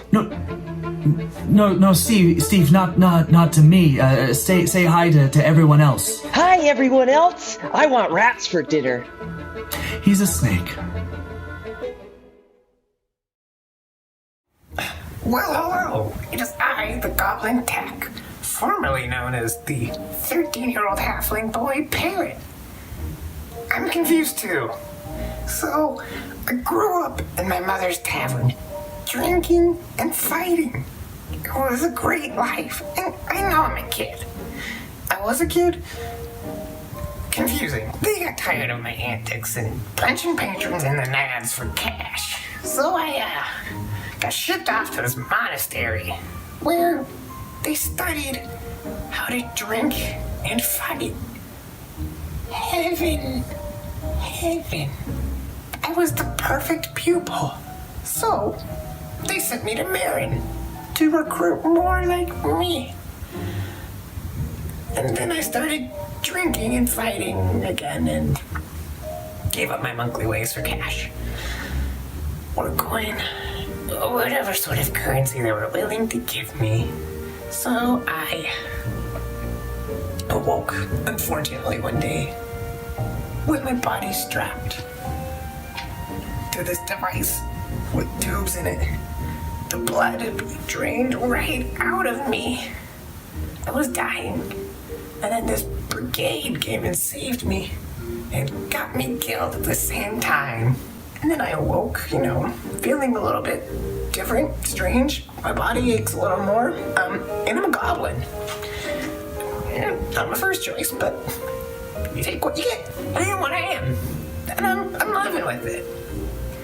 And I kind of still feel Tak's presence in the back of my head. It's interesting. He kind of just comes out sometimes, and he's kind of got his life together, so I'm not upset. I'm kind of living a more sober and purposeful life. So, my mothers would approve. I'd like to go back and see if they accept me for who I am. They're mid-30s, 13-year-old goblin halfling boy.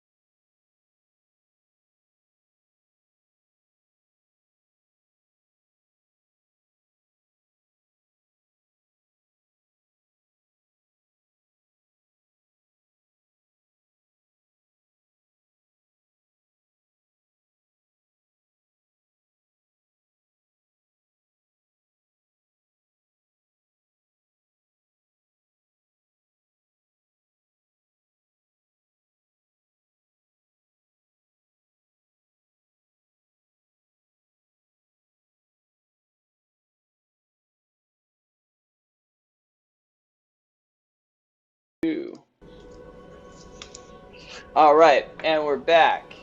As all the members except Tsuya had different flashbacks, or went through different doors and had experiences. Tsuya, what you experienced before was not real. In fact, I didn't tell you because I wanted you to play it, but none of that actually happened to you. Thank God! Oh my God! You enter a large circular room in pure darkness after riding on the giant centipede. Yeah, I was like, what the fuck happened to all that? Oh, you made me RP so good. Yes, none of that was real. Your dark vision illuminates movement on the far side of this cavernous room. And I like ready my spear like ahead of me, with the like centipede still stuck to the end. Yeah. If you want to watch last session, I stabbed the little dog-sized centipede.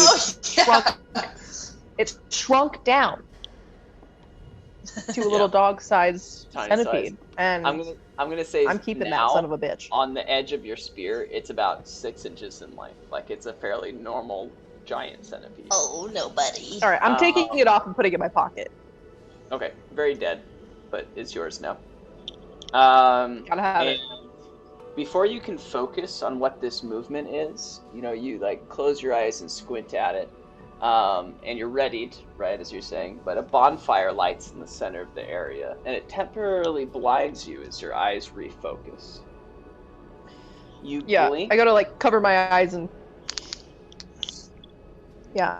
You blink and wipe your eyes as they're met by 2 gargantuan red glowing eyes floating about 60 feet above you.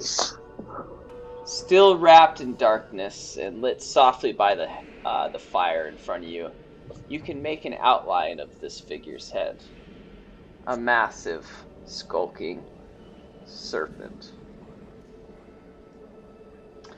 I just like I stand there and I'm like, nope, I didn't ride that fucking centipede just to die right now.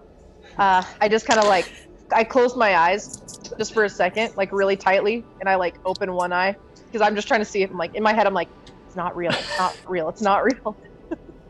I told Steve we might run into a giant snake.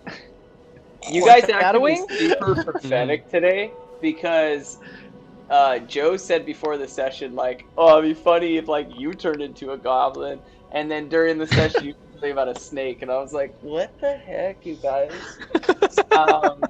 We're just so on it.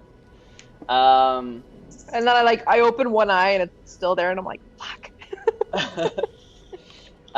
Its tongue waves in front of you within its massive mouth, revealing a hint of the fangs inside that are the size of your entire body.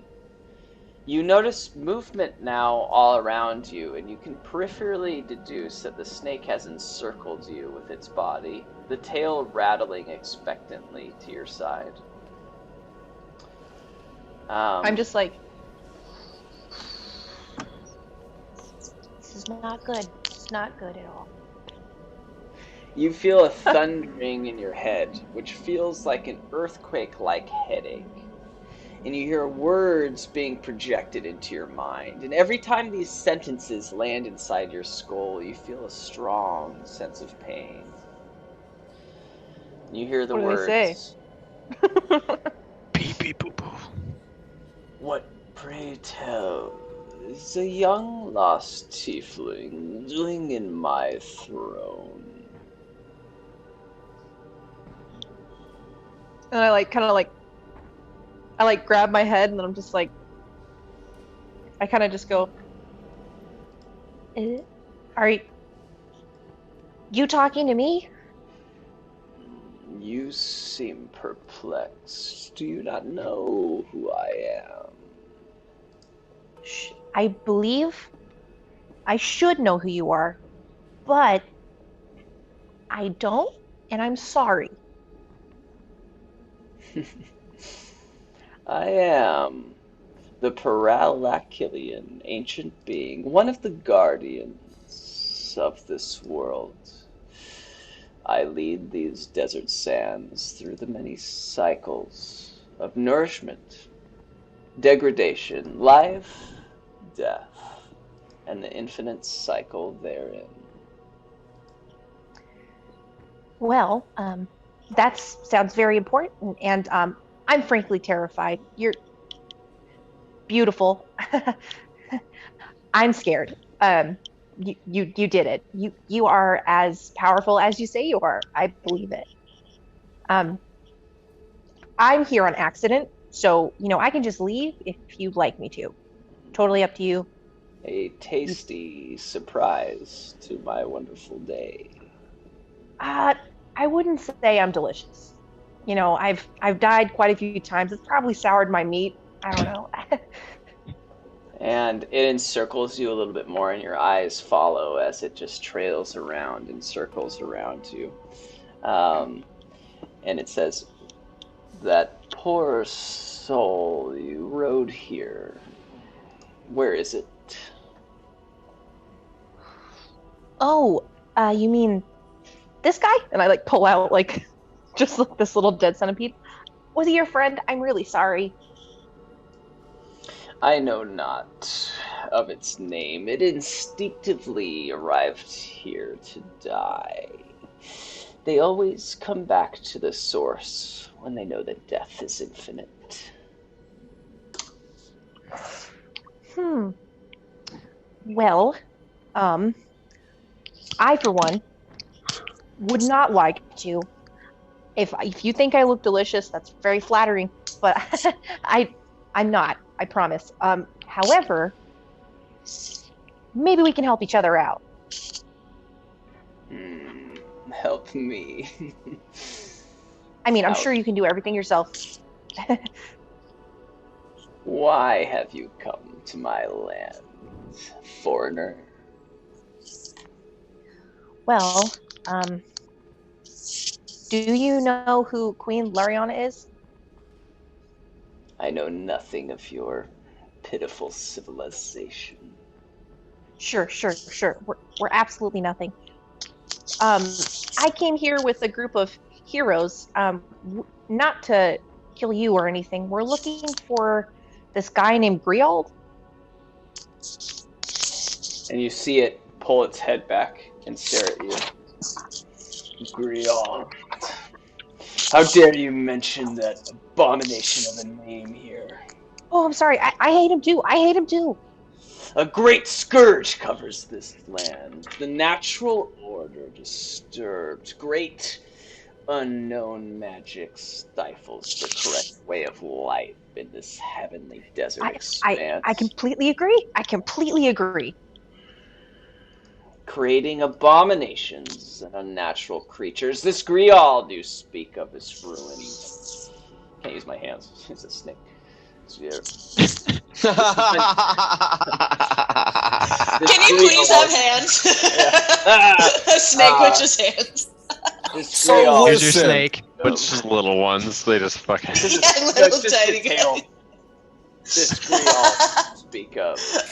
He leans on his tail, Pensively. He scratches his head with his tail. It's like I just go. I completely agree. That's why we've come here. We've come to get rid of it. Well, if you hate him as much as we do, normally you would be a pleasant snack to add to my wonderful day, but it is in my interest to assist you. This once sacred temple dedicated to the Parlac-Killian ancestry was destroyed and ruined by this Griald you speak of. It is your resolve to correct the predicament of this mysterious green sand and free my land from this corruption, then potentially we could see scale to scale. Yeah. You know what? This is probably the least likely result that I thought was going to happen right now, but I am very excited. I just start kind of laugh crying a little bit. I'm just like sorry. I'm just this is I've had too many near death scenarios. I just can't anymore. I can see that luck is on your side. Very. Apparently. What did you say your name was again? A name, you ask? Well, something a mere mortal could never pronounce, but you can call me or refer to me by the desert Parlakilian ancient being. Okay. Can I call you... How about I call you Parlak for short? Indeed. And as you say that, you see him like regurgitate. And then out comes this like little chest that rolls to the ground in front of you. I just kind of like jump back like on one foot a little bit, and I'm just like shaking, and I'm just like, oh, it's just a chest. Be not scared, tiny one. It is but a gift. Well, wow, my luck just keeps getting better and better today. I'm like, well, are we, you know, I wouldn't want to be forward or anything, but can we be friends? Shake on it? And I just put my hand out to this, like, giant snake. I'm Tiuya. I'm just a tiefling from this stupid other place that you probably don't care about. Your luck. It shan't be pushed. Okay, fair enough. And I just like, can I open it? Indeed. Cool. I'm gonna walk up to the chest and kind of like, with the edge of my spear, kind of like flick it open. Yeah, it's like covered in like mucus. Yeah, you open the chest with your spear, and you just see a lyre harp. A lyre harp? Yeah. Oh. So describe it. What does it look like? I don't know how to pronounce that.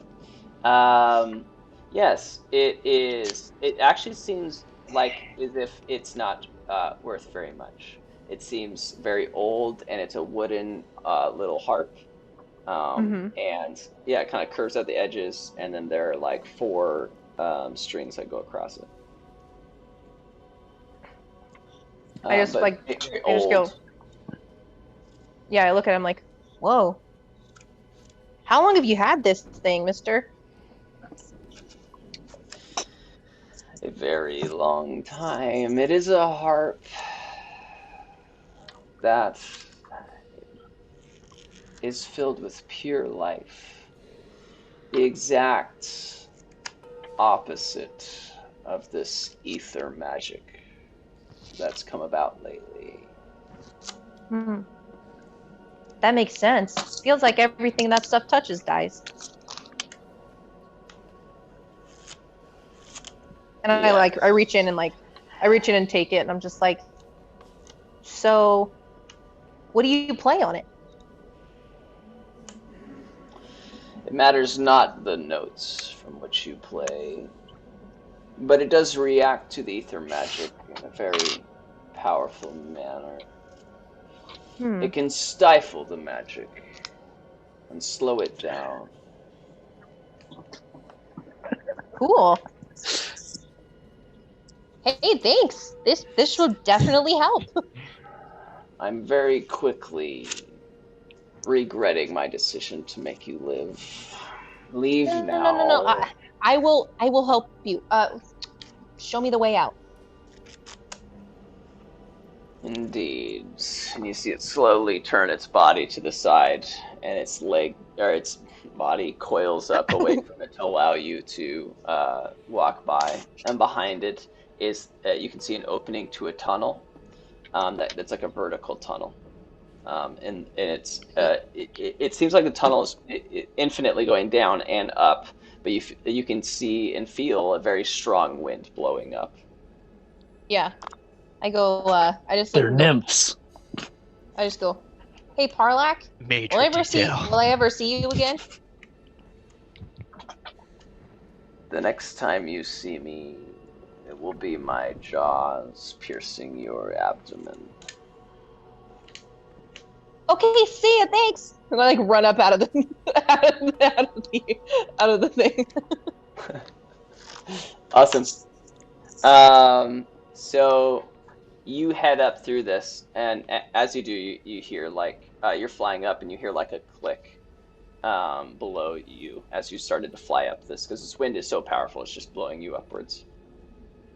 And after that click happens, it's like the wind is slowly getting less and less strong, and it's starting to stress you out because you were flying up very quickly, and you're like slowing down. It's almost like an elevator that feels like it's about to like break and fall back down. And we'll address that in a second, and we're gonna switch perspectives. This is like reading Game of Thrones. Dude, I'm so stoked. I made a snake. I love like bad guys that turn good for a bit. Mm-hmm. That's my favorite thing in stories. I'm like stoked because in real life I fucking love snakes so much. I'm such a like reptile nerd. I'm just like, yeah, snakes. So stoked. There's been a lot of I like that the snake gave you a harp, but the snake has no hands. He was just like ate. Just had a harp inside him. It's a very magical being. Yo, Parlak is sick. So, Ergis, you yes, you didn't realize it, but you're closing a door behind you, and you're a little confused and just you're affected by the visuals that you just saw. That you're certain, absolutely certain, that is the future that lies before you. I'm going to say that you're emotionally different, and physically, you. Let me scroll back up. I wrote notes for you. You have a -4 to all roll checks for the rest of the day. Oh wow. Okay. Whew. So it does not. It's not a damage. It does not affect damage. But all checks and attack rolls are -4. Well, just keep rolling high. And save. Yeah, keep rolling high. Okay. And so when you say I'm affected emotionally, in what way? For the sake of RP. The future feels bleak. Okay. You know that in like 10 years, you're going to kill all your friends. Okay. And that's the end of your story. Like, that's how you feel like your heroic deeds are going to end. Okay. Jesus. You're gonna eat my legs. No, I'm gonna eat your legs. But I'm gonna say that if we need an ailment, it is a curse on you. Okay.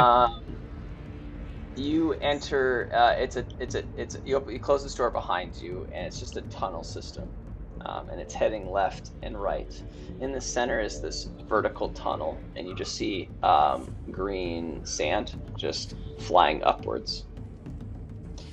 It's all clay walls, floor, and ceiling. And if you get close to the vertical tunnel and look down, it seems to go down forever and up for a long ways. However, when you look down, it's just darkness, and when you look up, you can kind of see some light. And green sand is just blowing upwards. I want to look to the tunnels and the other two and see if there's any like indicator as to where they may lead, or if there's any difference between the right or left tunnels. Yeah, when you look through the left tunnel at the end, you can see it opens into a room. And then when you look to the right tunnel, you can see that there's a big circular door.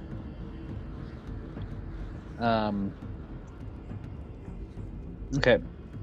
I want to how far away from me are both of these things, these rooms and doors and shit? Yeah, the like door. How long are the tunnels? I guess. Sorry.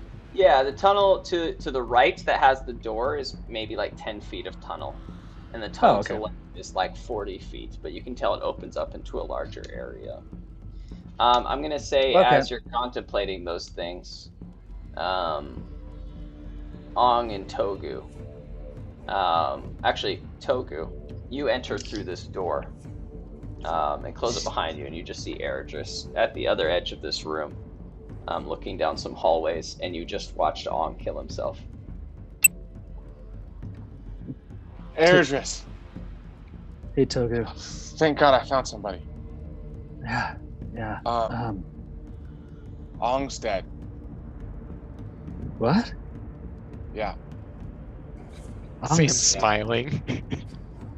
And he's like, Sorry, I just looked over at Sam and he was sitting there smiling.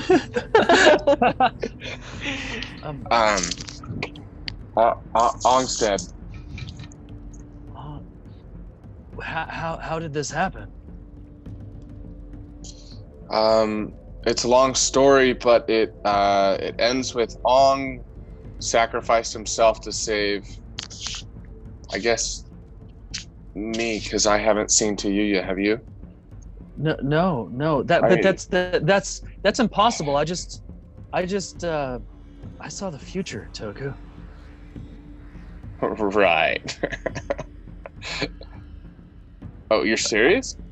Yeah. I walked through the future door and I saw the future. I'm gonna kill everybody. Okay, this is awkward. I guess you don't have to kill Ong, because I mean he already did it. But you hear a death thrall just from on the other side of the room. But if I'm going to kill everyone, how can Ong be dead? There's something weird in these tunnels, man. There's something weird going on. Where's everybody else? I don't know. There got to be somewhere, I guess. I would like to use a thick-ass ability. Okay. Can I use my tack tracker? Yeah, I do. Yeah, you did. Yeah. Nice. Yeah, go ahead. He just pulls out like a fake mobile phone and it's like, it just opens up and it's like, find your tack. I just call him, it's like, you know where I'm at, and now I know where you're at. Lost your tack? This app's for you. So, yeah, you used your ability, your tack tracker. Yeah. And, hey, you did it. I know, it's awesome. This purple awesome. line of smoke that just heads straight to the like the wall that you guys have all like emerged from. But there's no doors or anything, but they're like there, and when you close them, they're gone. But you can see it like hit this room. You're like following it. Eventually, you just hit this wall, and you're like feeling this wall, and it's just clay. Okay. Can I investigate for any hidden levers, handles, anything that I can see the door to try and get it open? It seems like semi-soft, so like you could like press your hands into it. But anyway, just a side note. Yeah. I'd like to investigate to see if I can find the door itself, or I'll do that. I'll just do that. I'm gonna see if I can find the door. Okay. Because I know where it is, right? So I have a direction because I can follow the tack tracker. Yeah, so I'm just pretty big, doing yeah, that you direction. know that he's... Yeah, fair enough. Okay, so I'd like to do that. Yeah, so... Is it a roll? Is it just a normal investigation? Okay. Sure. Yeah, that sucks. I got a 6. Nope, 7. Okay. Yeah, so you press your hands into this mud, and you're like searching around randomly, and you do make contact with something solid, and it feels like something maybe like cylinder that you wrap your hand around. Okay. Would you like to? Can I move it? Yeah. How are you gonna move it? Like, it shakes a little. God, this is not weird. Stop making this weird. How hard is it? It's incredibly. It's hard. Yeah, I don't know. It's hard. Everyone's mad now. Sorry, Austin. Continue. Yeah, I'm sorry. So it'll move a little bit. It's hard. Yeah. Thanks, man. It definitely seems bigger than what you're thinking. I don't know, man. Have you ever punched Ong in the dick? Yeah. Anyways, yeah, you feel like it's something that you have some leverage. Does it feel like a lever, or does it feel like a pulley, or something that I would like to move it in a way that it will go. Yeah, it feels like flesh. It feels like flesh. Yeah, you can feel. I think I found somebody. What? You found someone? I'm holding onto somebody's arm or something. I don't know. Here, let me hold up. Pull me out. Okay. All right. I'm gonna get other hand in and grab on. I pull Togu. I like wrap my arms around his waist and like. Yeah, I mean, you're able to pull. So you pull out this thing and like you pull out a foot and an ankle and a calf, and it's very green. And you continue to pull, and all of Ong's goblin body falls out, and he's unconscious, and he lands face down, like away from you guys. As I do, I kind of giggle. It's like a corpse. Like he's dead. I'm gonna run over and flip him over, and then look at his wrists. On his left wrist, there is like it was a wound, but it's healed. Just that's really weird. No, Butch, I mean, what's going on, Togu? Look, he slit his wrists, but he literally just did it. How could it start to heal? Like it was minutes before I came into this room. That is really weird. I want to do a medicine check to see if he is full on dead or just unconscious. And like, okay, how is it that you're doing that? Insight. No, medicine. What are you doing? What are you physically doing? I want to look at shit. How do you do that? I don't know. Freaking. Just check his pulse. Oh, okay. Yeah. Is that? Well, here's okay. Yeah, I'll check pulse. That's well. Here's the thing. Here's why I'm confused. Because in D&D, when somebody is like I don't understand the stages of death. Like when we're doing death saving throws, like what stage of death are we in right now? Right. Yeah. So like, I can't. That's why I'm having trouble RPing. I got you. I don't know.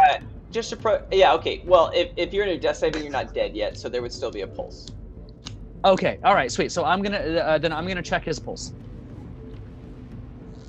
Okay. Like his wrist or his neck. I'm gonna go for neck. Okay, with your hand.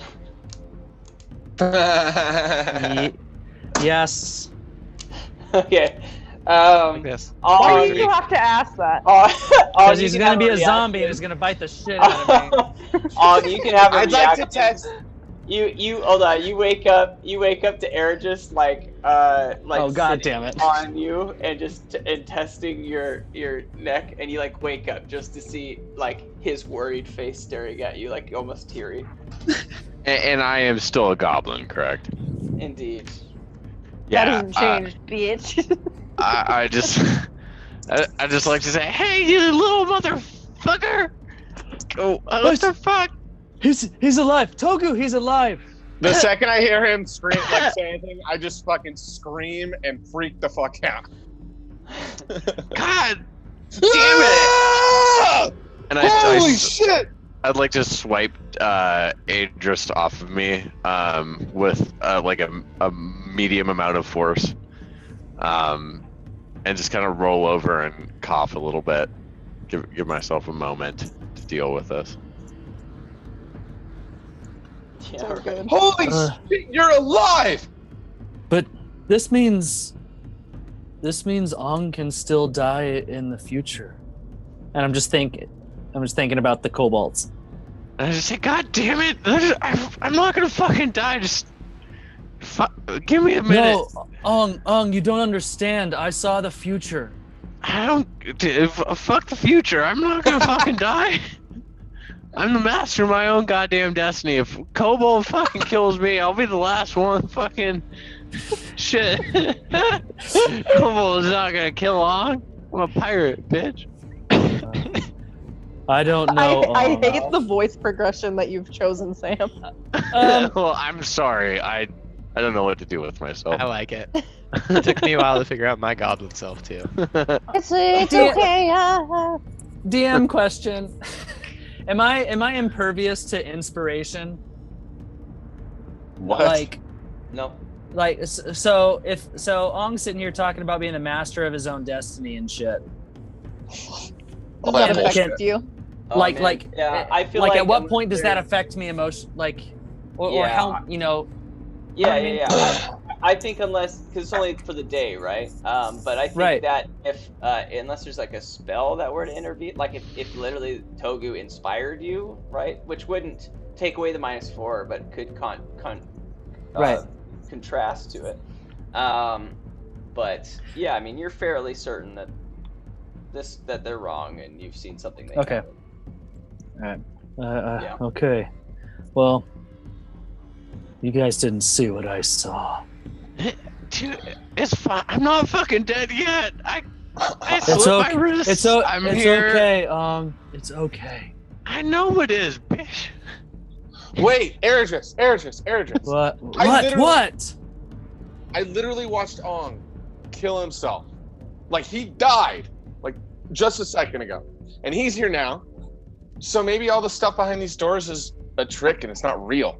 It's because I carried that fucking penis in my bag for as long as I did. It gave me immunity to wrist slit and death. Yeah, I'm You sure don't I even just. know that you did that. Oh shit. Fucking meta ass. It's like he just wanted to bring up the dick in his inventory. Yeah, I was trying to work. That's exactly what I figured. Yeah, as they say. As you guys Thank are you for having this doing dick conversation, Jolie and Tack both enter through a door, kind of confused with what they just saw, and then see you three all talking about dicks and stuff. Was it the same door that I pulled Ong out of? It's kind of a big same wall. area. They keep. Yes, it was. Okay, cool. So we walk in hearing them talk about dicks, and I walk up and I go, "Speaking of dicks, we saw Griald." That's a baby. Well, a 5-year-old baby. A 5-year-old, but that's still a baby in my book. He was a big ass baby. He's still a little bit. At the orphanage, we raise them as babies until 5 or 6. So.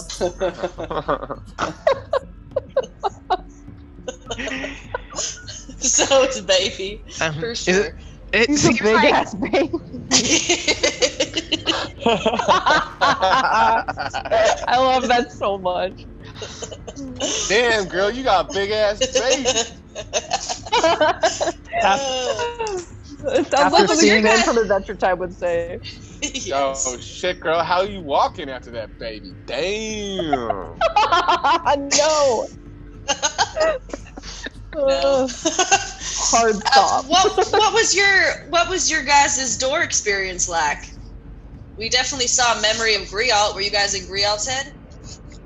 I watched Ong fake kill himself, so I'm not doing great. What? Fake kill Yeah, it's a long story. But we saw Tayuya. Where is she? I have no idea. What do you mean? You saw her?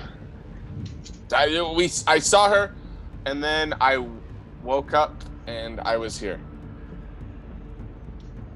And Ong try to kill yourself? I don't know. I'm a goblin. He's full on tack mode. What happens to your brain, man? I'm just like sitting up against a wall at this point. I'm like, I saw everybody dead. Oh jeez, you're in the future. Aaron just got a vision that he killed everybody in the brigade. There's that would never happen. That's what I told him. That'd be kind of rude. You're a hero. You're a hero. I think Heroes that's don't kill what their True. friends. that's what did it.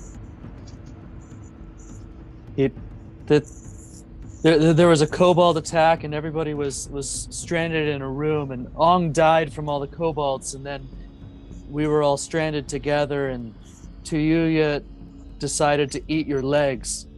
Oh. And I didn't think that was a good idea, so me and Tuyuya fought, but then everybody died. Well, if there's a bunch of fucking kobolds, we just won't die. We'll run away. Yeah, it would probably be helpful if I wasn't a fucking goblin anymore, but... It was real, you guys. It was real.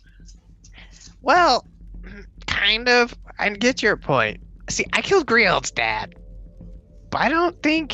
What? He was about to beat his mom. Yeah. It was deserved. Right. Cool. Cool. But kind of an accident as well. But it's some sort of vision. But it's not real completely. I think none of this is completely real. I'm gonna slap tack. Okay. Yeah, that was real. Sorry. I got a little excited. That's my bad, man. I'm sorry. I get you, Bruce. You made a good point. I get it. Well, You guys, can we just go? we still gotta find Tuyuya. I think Yes, that yes. needs to Let's be our find mission. Tuyuya. Agreed. Let's find it. Airdris, I'm sorry that you saw what you had to see, but I'm gonna give him a you pat can on the change the back future. as we keep going. Cool. I just And want. I'm sorry you killed yourself. He says nothing. That's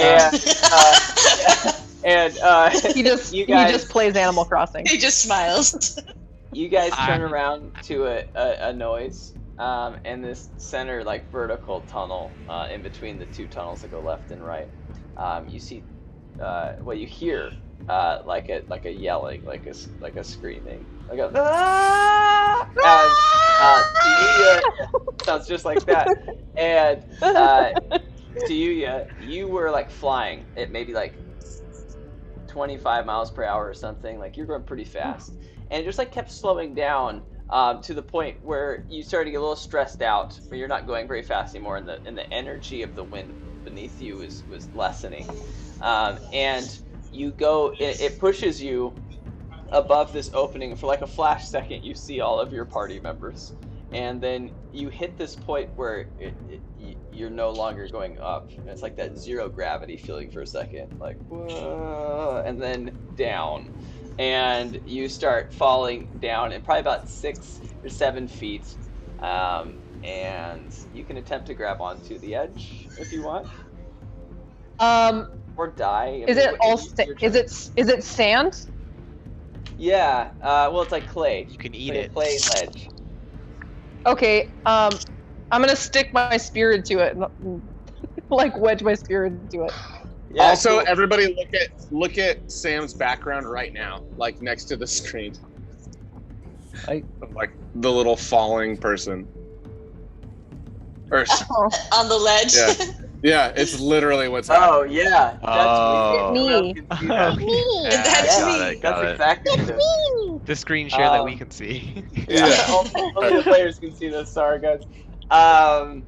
Yeah, to you. So let's do with athletics.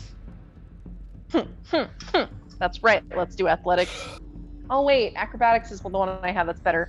Whatever. Okay. That noise. Hold on. I'm gonna freeze for just a second. are. Just literally While she's a doing second. that, you guys it's see 16. her fly up for a second, right? And then you guys I just almost feel, like, wait, did we just see that? Tuyuya! You see I'd her like fly to- up. I'd like to go to kind of catch her, if I can. just running with your arms out. Little tiny arm. I'm gonna say that I think there's no realistic inclination that you think she's now coming back down. I mean, she just like flew up above the thing at like 20 miles per hour or something. Oh no, she's coming back down, son. You see, I'm transitioning into the not Ong voice here, and it's really hard for me. So. You got a 15? 16. Oh, 16. Awesome. So you start falling back down, and you stab the spear into the ledge. Was that your plan? To just like stab it in? Okay. So Ong's like comes over to the thing. He's like, to you, yeah. And then he sees you fall back down. You stab like inches between making contact with his body, like in between his legs. And it's like ding. You like bounce a little bit on this like pole. Yeah, and I just look up and I go, "Oh hey, how are you?" I'm Ong. What? Ong. I'm fucking Ong, you know. Well, I don't give a shit who you are. Pull me up.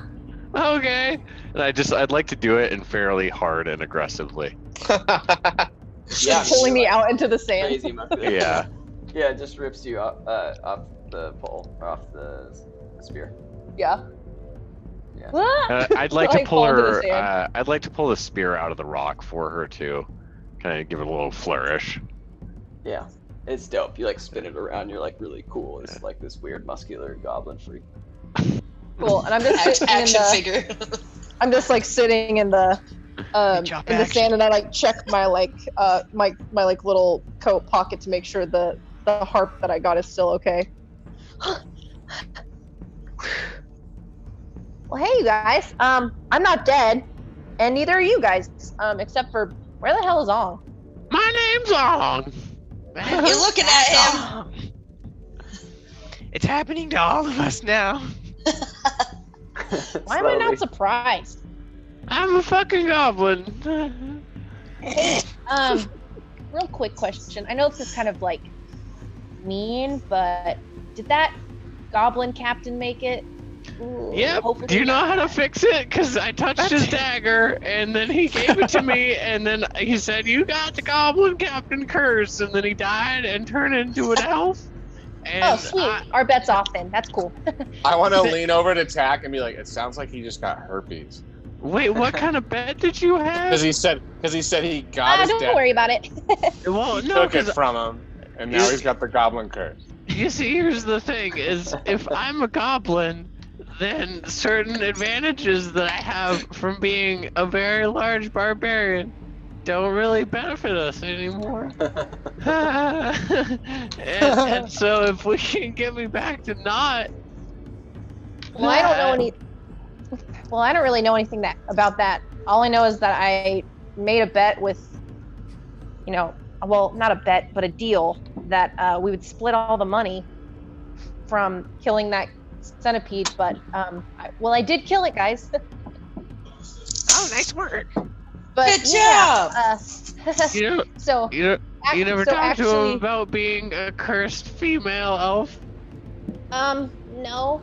But you know what I did find out? Funny enough, I rolled that thing all the way down into the earth, and the thing shrunk it. The syringe stuff shrunk it all the way down into a little centipede, and I squished it, and that was it. But then I almost got eaten by this giant snake, and he gave me this cool harp, and now we're friends. Well, kind of. He wants to eat me probably, but at least he's like, well, he's cool with us. He wants us to like kill Grial too, so he helped us, and he gave me this. And I like just pulled this out. But I'm so glad to see you guys, that you're all not dead. And I just pull it out, and I pull it out, and I like pluck one of the strings. It's awesome. Oh. I'm still a Took fucking his eyes and rolled goblin. to the back of his head. And I just said like the big snake said that this is supposed to help us beat Grial. Huh. Put it back in.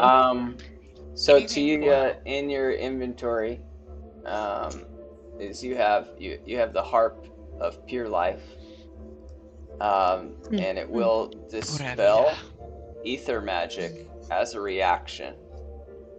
Oh, cool. But it costs 20 HP and can only be used once per day. Whoa! Rad though. That's crazy. Hey, can anyone tell if I have fucking ether magic on me?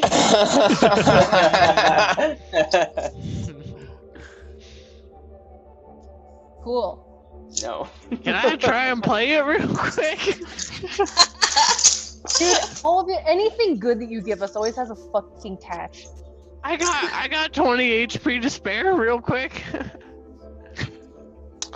What? What? What is HP? Or, I mean, just let me try to play. Can I try to play your little friend? Anyway, obviously, John turned into a goblin because he did something stupid. What happened to the rest of you guys? Where'd you guys go? Did the ship crash?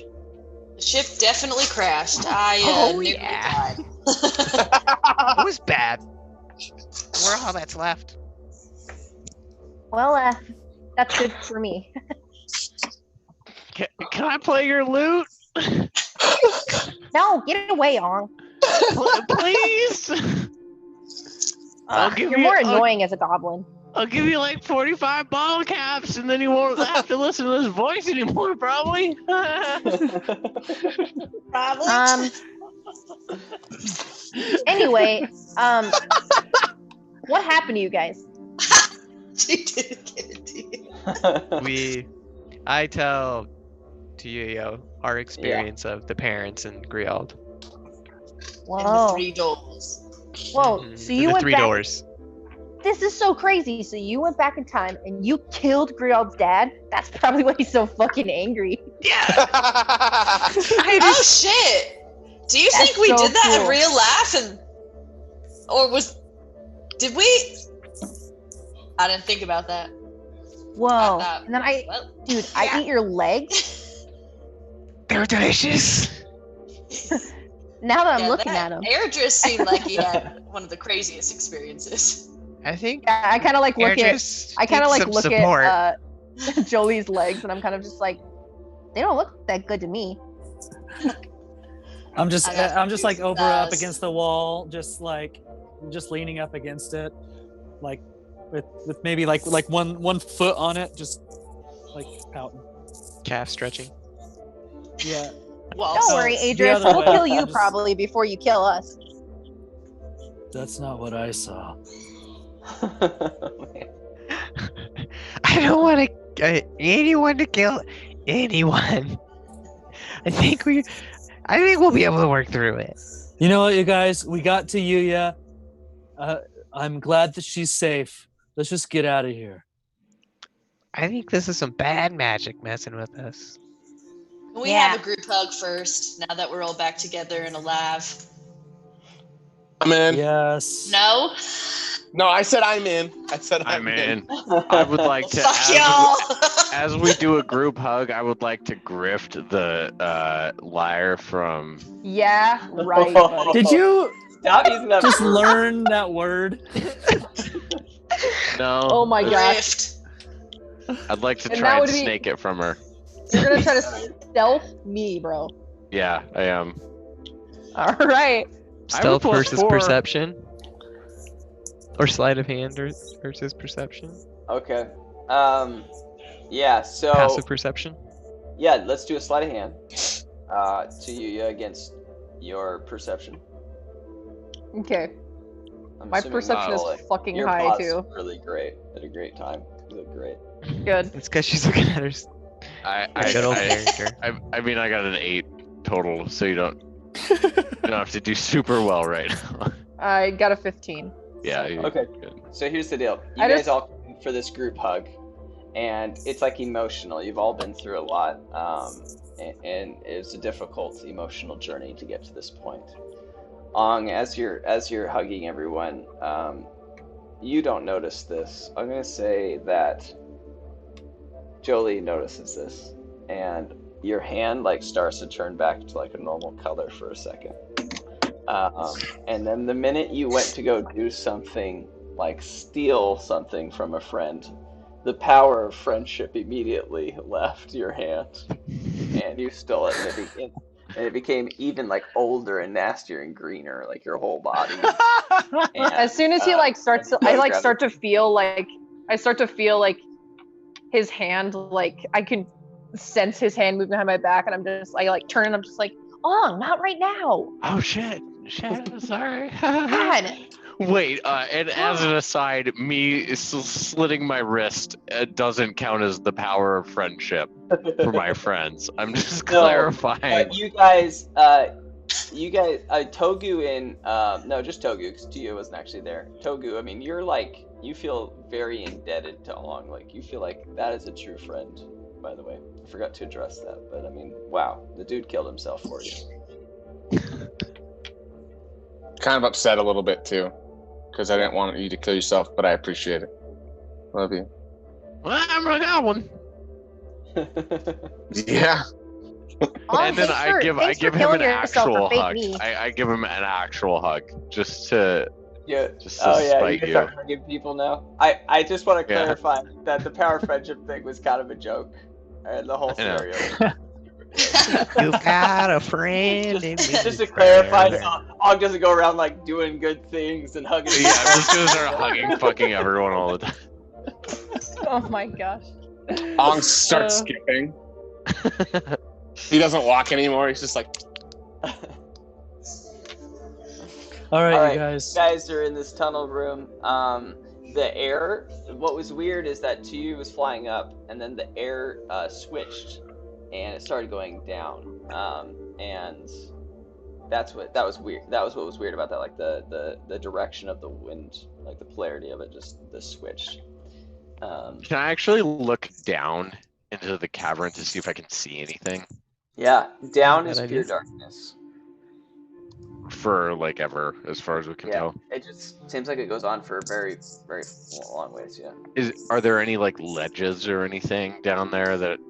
Yeah, I would say like it seems like a couple miles or something down, like farther than you can see. But I would say like every like 500 feet you can see like maybe a little bit of glow from like light from ledges, but pretty far. I look over at Ong checking the stuff out, and I'm like, Ong, if that's where Tuya came from, we probably don't want to go back down there. And there's this hallway here that literally leads to an open room. Yeah, I was just looking for treasure. Yeah, Ong, I wouldn't recommend going down there because my friend, even though the big giant snake said he wasn't my friend, he definitely helped me out, but he said if I saw him again, he'd probably eat me. Well, I mean, maybe. Did you say a big giant snake? Yeah, huge. Absolutely huge. It was an ancient being called I can't pronounce the name, so I called him Parlak. Weird.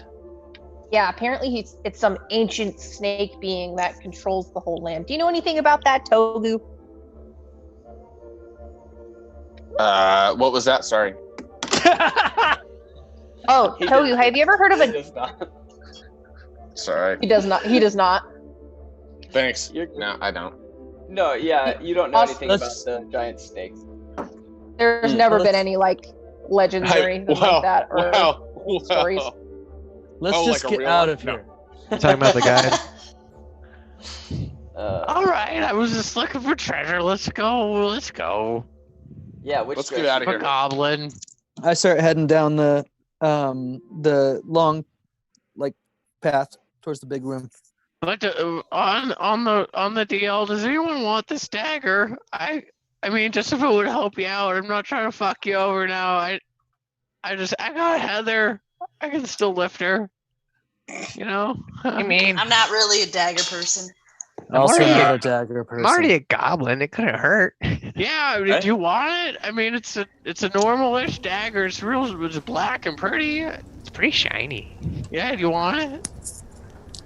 Yes. All right. Yes. I'd like to bequeath the dagger to. God damn it! Did you just become a thesaurus? And I would like to queef as I grab it. I bequeath you. I bequeath you. He is bequeathing. Yo, you bequeathing. And I just say, indubitably, as I give it to him. I would like to thoroughly bequeath this from you. Hey! So silly. Full circle.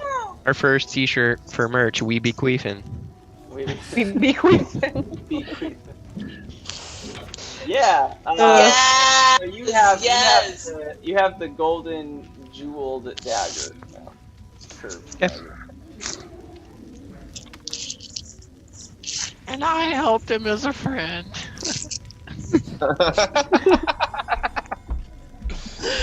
Well, what do we do now, guys?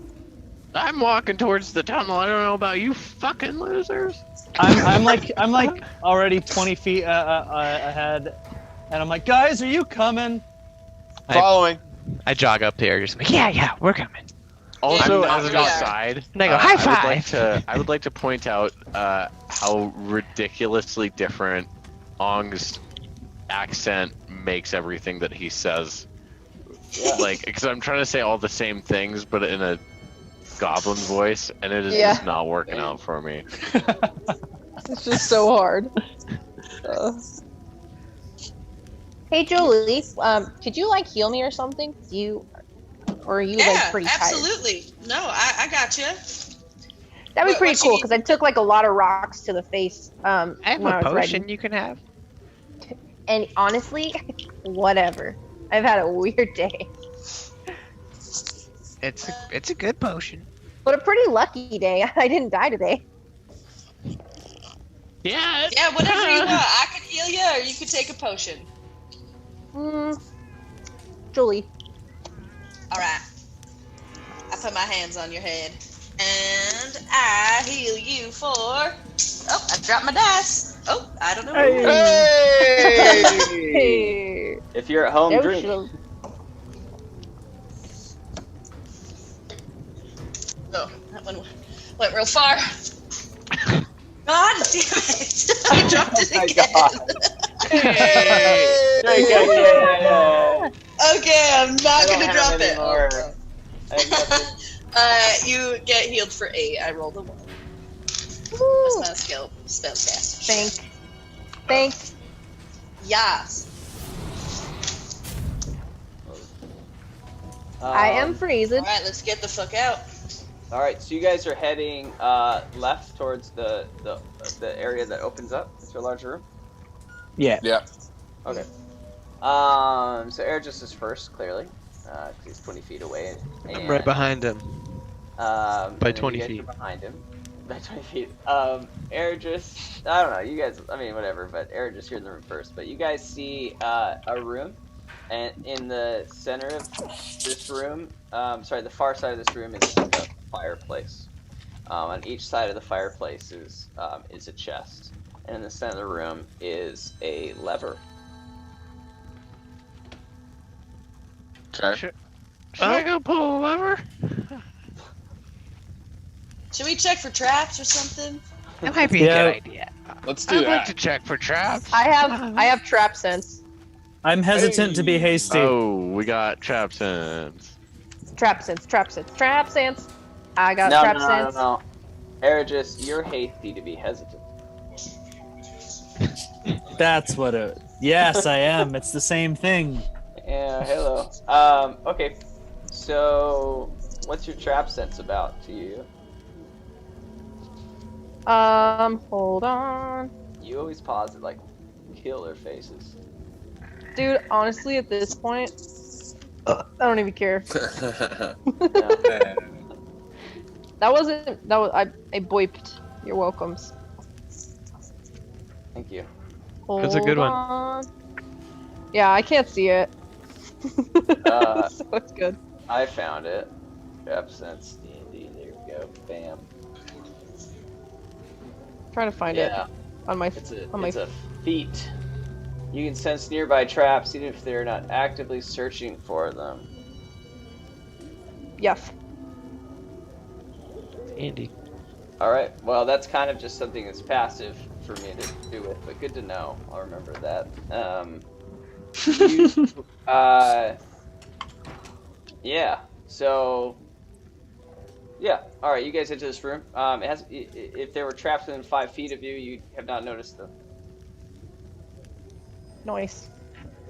Well, no traps. You said three chests and a lever?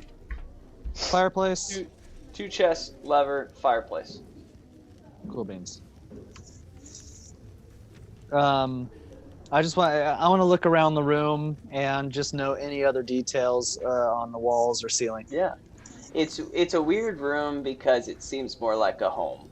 It doesn't seem like clay walls anymore, and yeah, it's like nice finished walls, like drywall kind of, like it's nice, and there's some paintings hanging up, and it's like it was taken care of, and it's nice.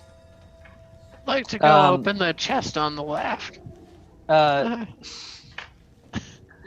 As Ong makes his way over, like, no, wait, Ong, wait. Does this room look familiar to anybody?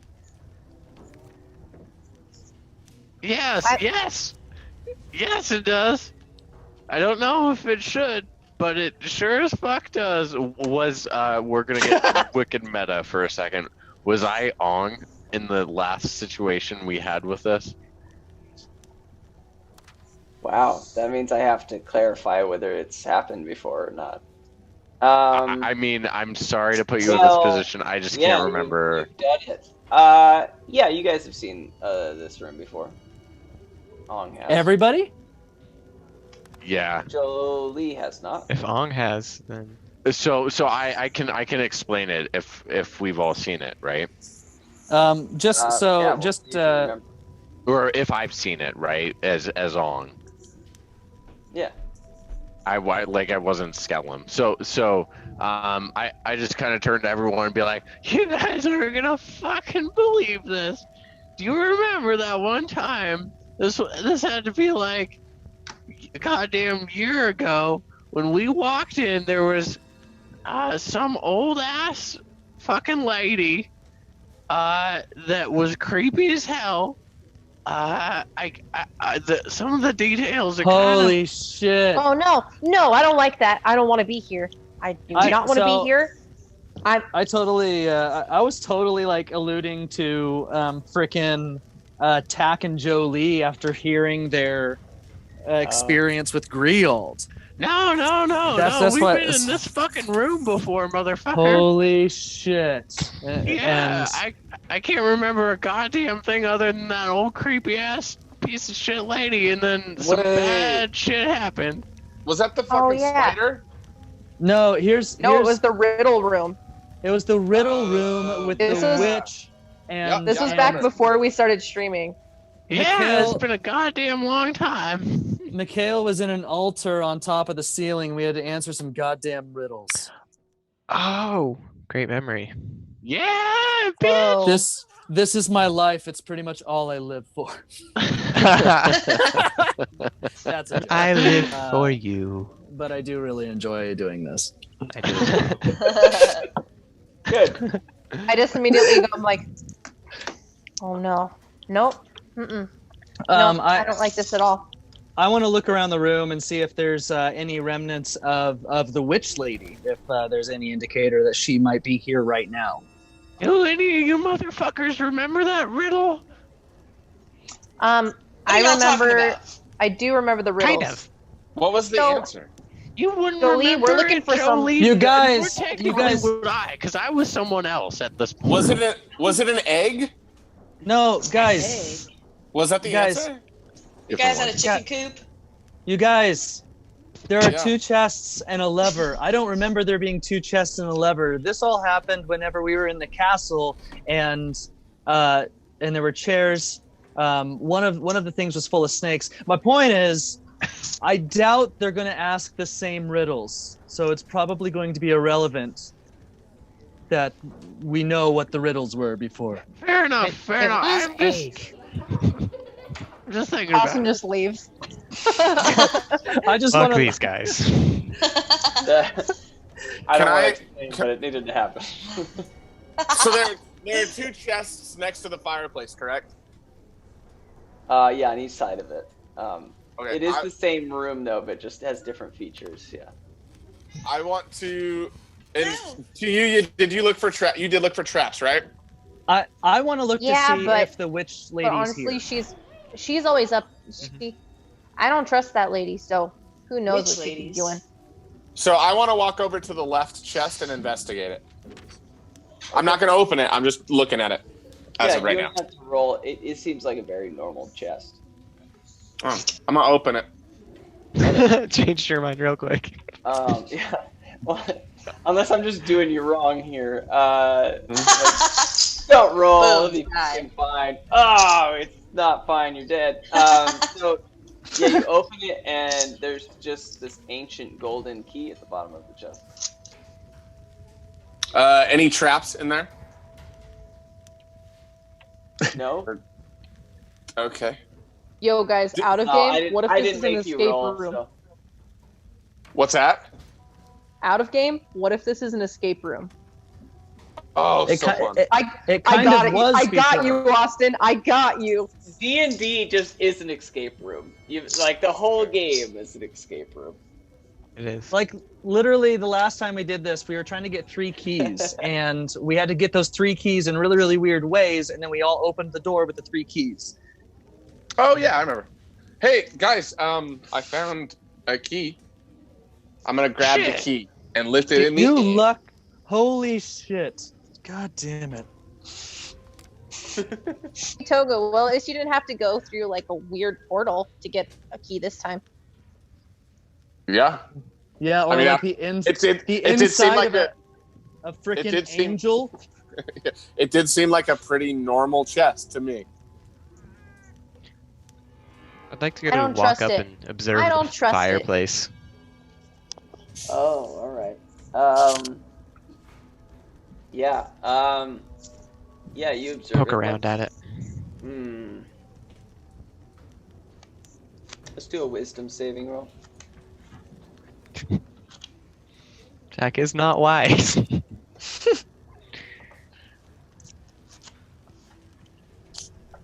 Two. Damn.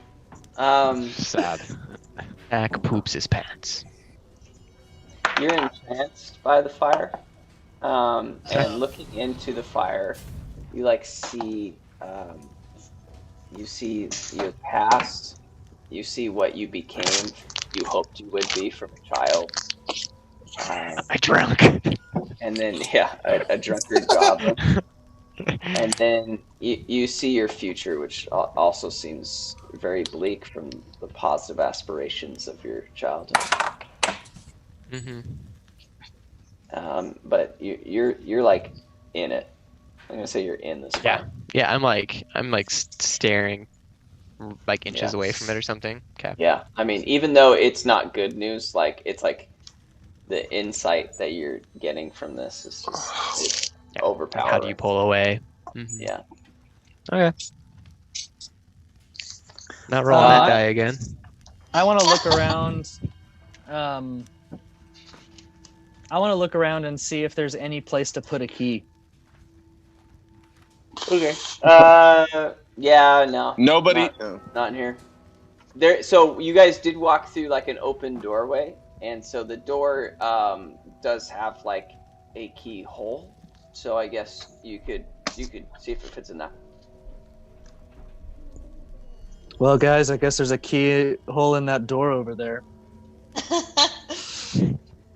Hey, Ong, why don't you go pull that lever? I'll go ahead and do it after I find my new voice and just pull right now. I just want to like go up against, like I want to pick what is perceivably the safest wall, and just like brace myself for whatever's about to happen. Okay. I'm gonna hide the key. Fucking pull it. Okay. So confused what we're doing. I'm staring at the fire. Yeah.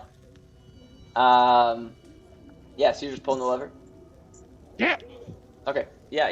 So it's it's just a lever that's facing this way. You just crank it the other way, and you guys just like nothing in the room happens, but you do hear like a.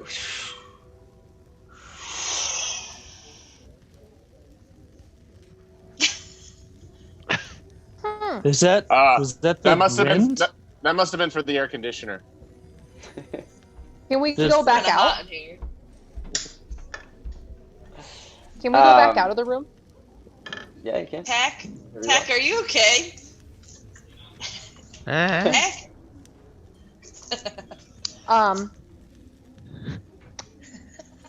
Somebody Real get Tack quick. away from that fire. I'm gonna grab him. Real quick, gonna, before like, we grab just Tack out of and game, pull him. I'm gonna quickly, like, very quickly explain to Jolie what the hell is going on. Yeah. Okay, Jolie. Before you joined our group, we came across the scenario of this like old lady who is essentially like a Riddler kind of person, and she made us like do a bunch of riddles to get 3 keys to basically get out of the area that we were in. That's essentially, and the room looks almost identical to the one that we're in currently. Yeah. So that's what's going on. Well, let's open up these chests and get both the keys and put it in a door or something. The last time it was full of snakes. In game, I'm gonna go back out of the. I hear the like wind, or like the whooshing sound. I'd like to go back outside, and I want to go look at that hole that I came out of. Yeah. Okay. So you leave the room. You start heading down the hallway. And as you're walking through the hallway, you come to the end of the hallway, and you're back in the room again, staring at everyone. Just like, what the heck?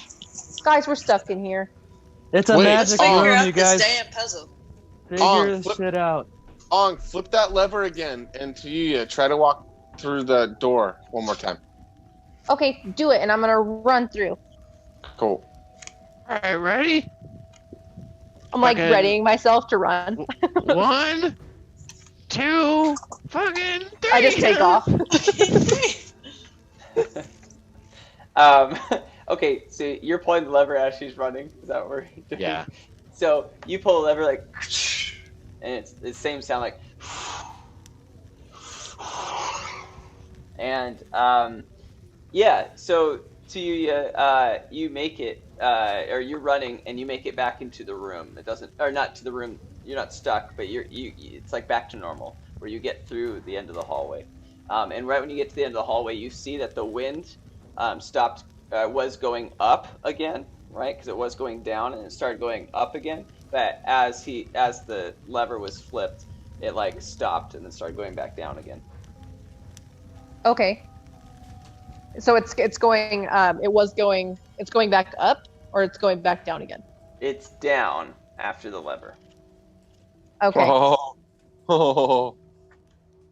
All right. I'm gonna run back into the room and be like, hey, I think it has something to do with that hole. You know that hole that I came out of that blew me out? Birth canal? Yeah. Yeah, so I think the lever's changing it. The lever has to be changing it somehow. Weird. Okay. I just think take the air tube up and out? I think we need to flip it up. But we just did that, and when you ran back out, what? I wonder if this key will Close the keep it door. open. Yeah, maybe let's try closing the door, and then we'll unlock it when we close the lever. Okay, I'm in. Let's try. I'll fucking pull the lever, whatever. Go ahead, pull it. Pull it. Alright, ready? I'm Wait, I'm so gonna push you- the door shut. You close the door, and you're using the key. Not yet. Yeah, after he pulls the lever to change the wind flow. Yep. Okay. Does that sound good to everyone? Tack has no say. He's drinking by the fire. Oh, that sounds nice. I want. I'm looking at the paintings. Okay, cool. So you guys pull the, you close the door, you pull the lever, and then you put the key in the door, or the key's in the door, and you turn it, and you say, as the door locks. Well, that didn't work. We successfully just locked ourselves in. Well, unlock it. Unlock. You try and unlock, and it's like it won't unlock now. Oh, fuck. God damn it. Pull the lever and try to get. And you guys are like at this door, like freaking out, and you just hear this rustling behind you, and you turn back to look towards the fire, and there's now a chair facing towards the fire. No, Am I in between the chair and the fire? No, flip the lever, We're getting out of here. I don't want to deal with this. Is there ghosts? I don't like ghosts. It's She worse might than a as ghost. well fucking be a ghost. Might as well turn around. You know we're all talking about you. You guys just hear, you hear this. God damn it. I just kind of like grab on the Togu and I'm like, not this lady again. All I want to get out of here is scary. It's been so long. Not long enough. And you see this old woman stand up from her chair and turn at you and says, "Welcome to my world." And we're going to end the session there. Hey! Thank you That bitch. so much for checking out episode 19. We will be back in a week, or I guess with some more content throughout the week next week. And appreciate you guys so much. Please check us out on patreon.com/the Bottlecap Brigade. Subscribe on YouTube. Find us on Facebook, Instagram, all the things. We love you guys. And we will see you very soon. Bottlecap out.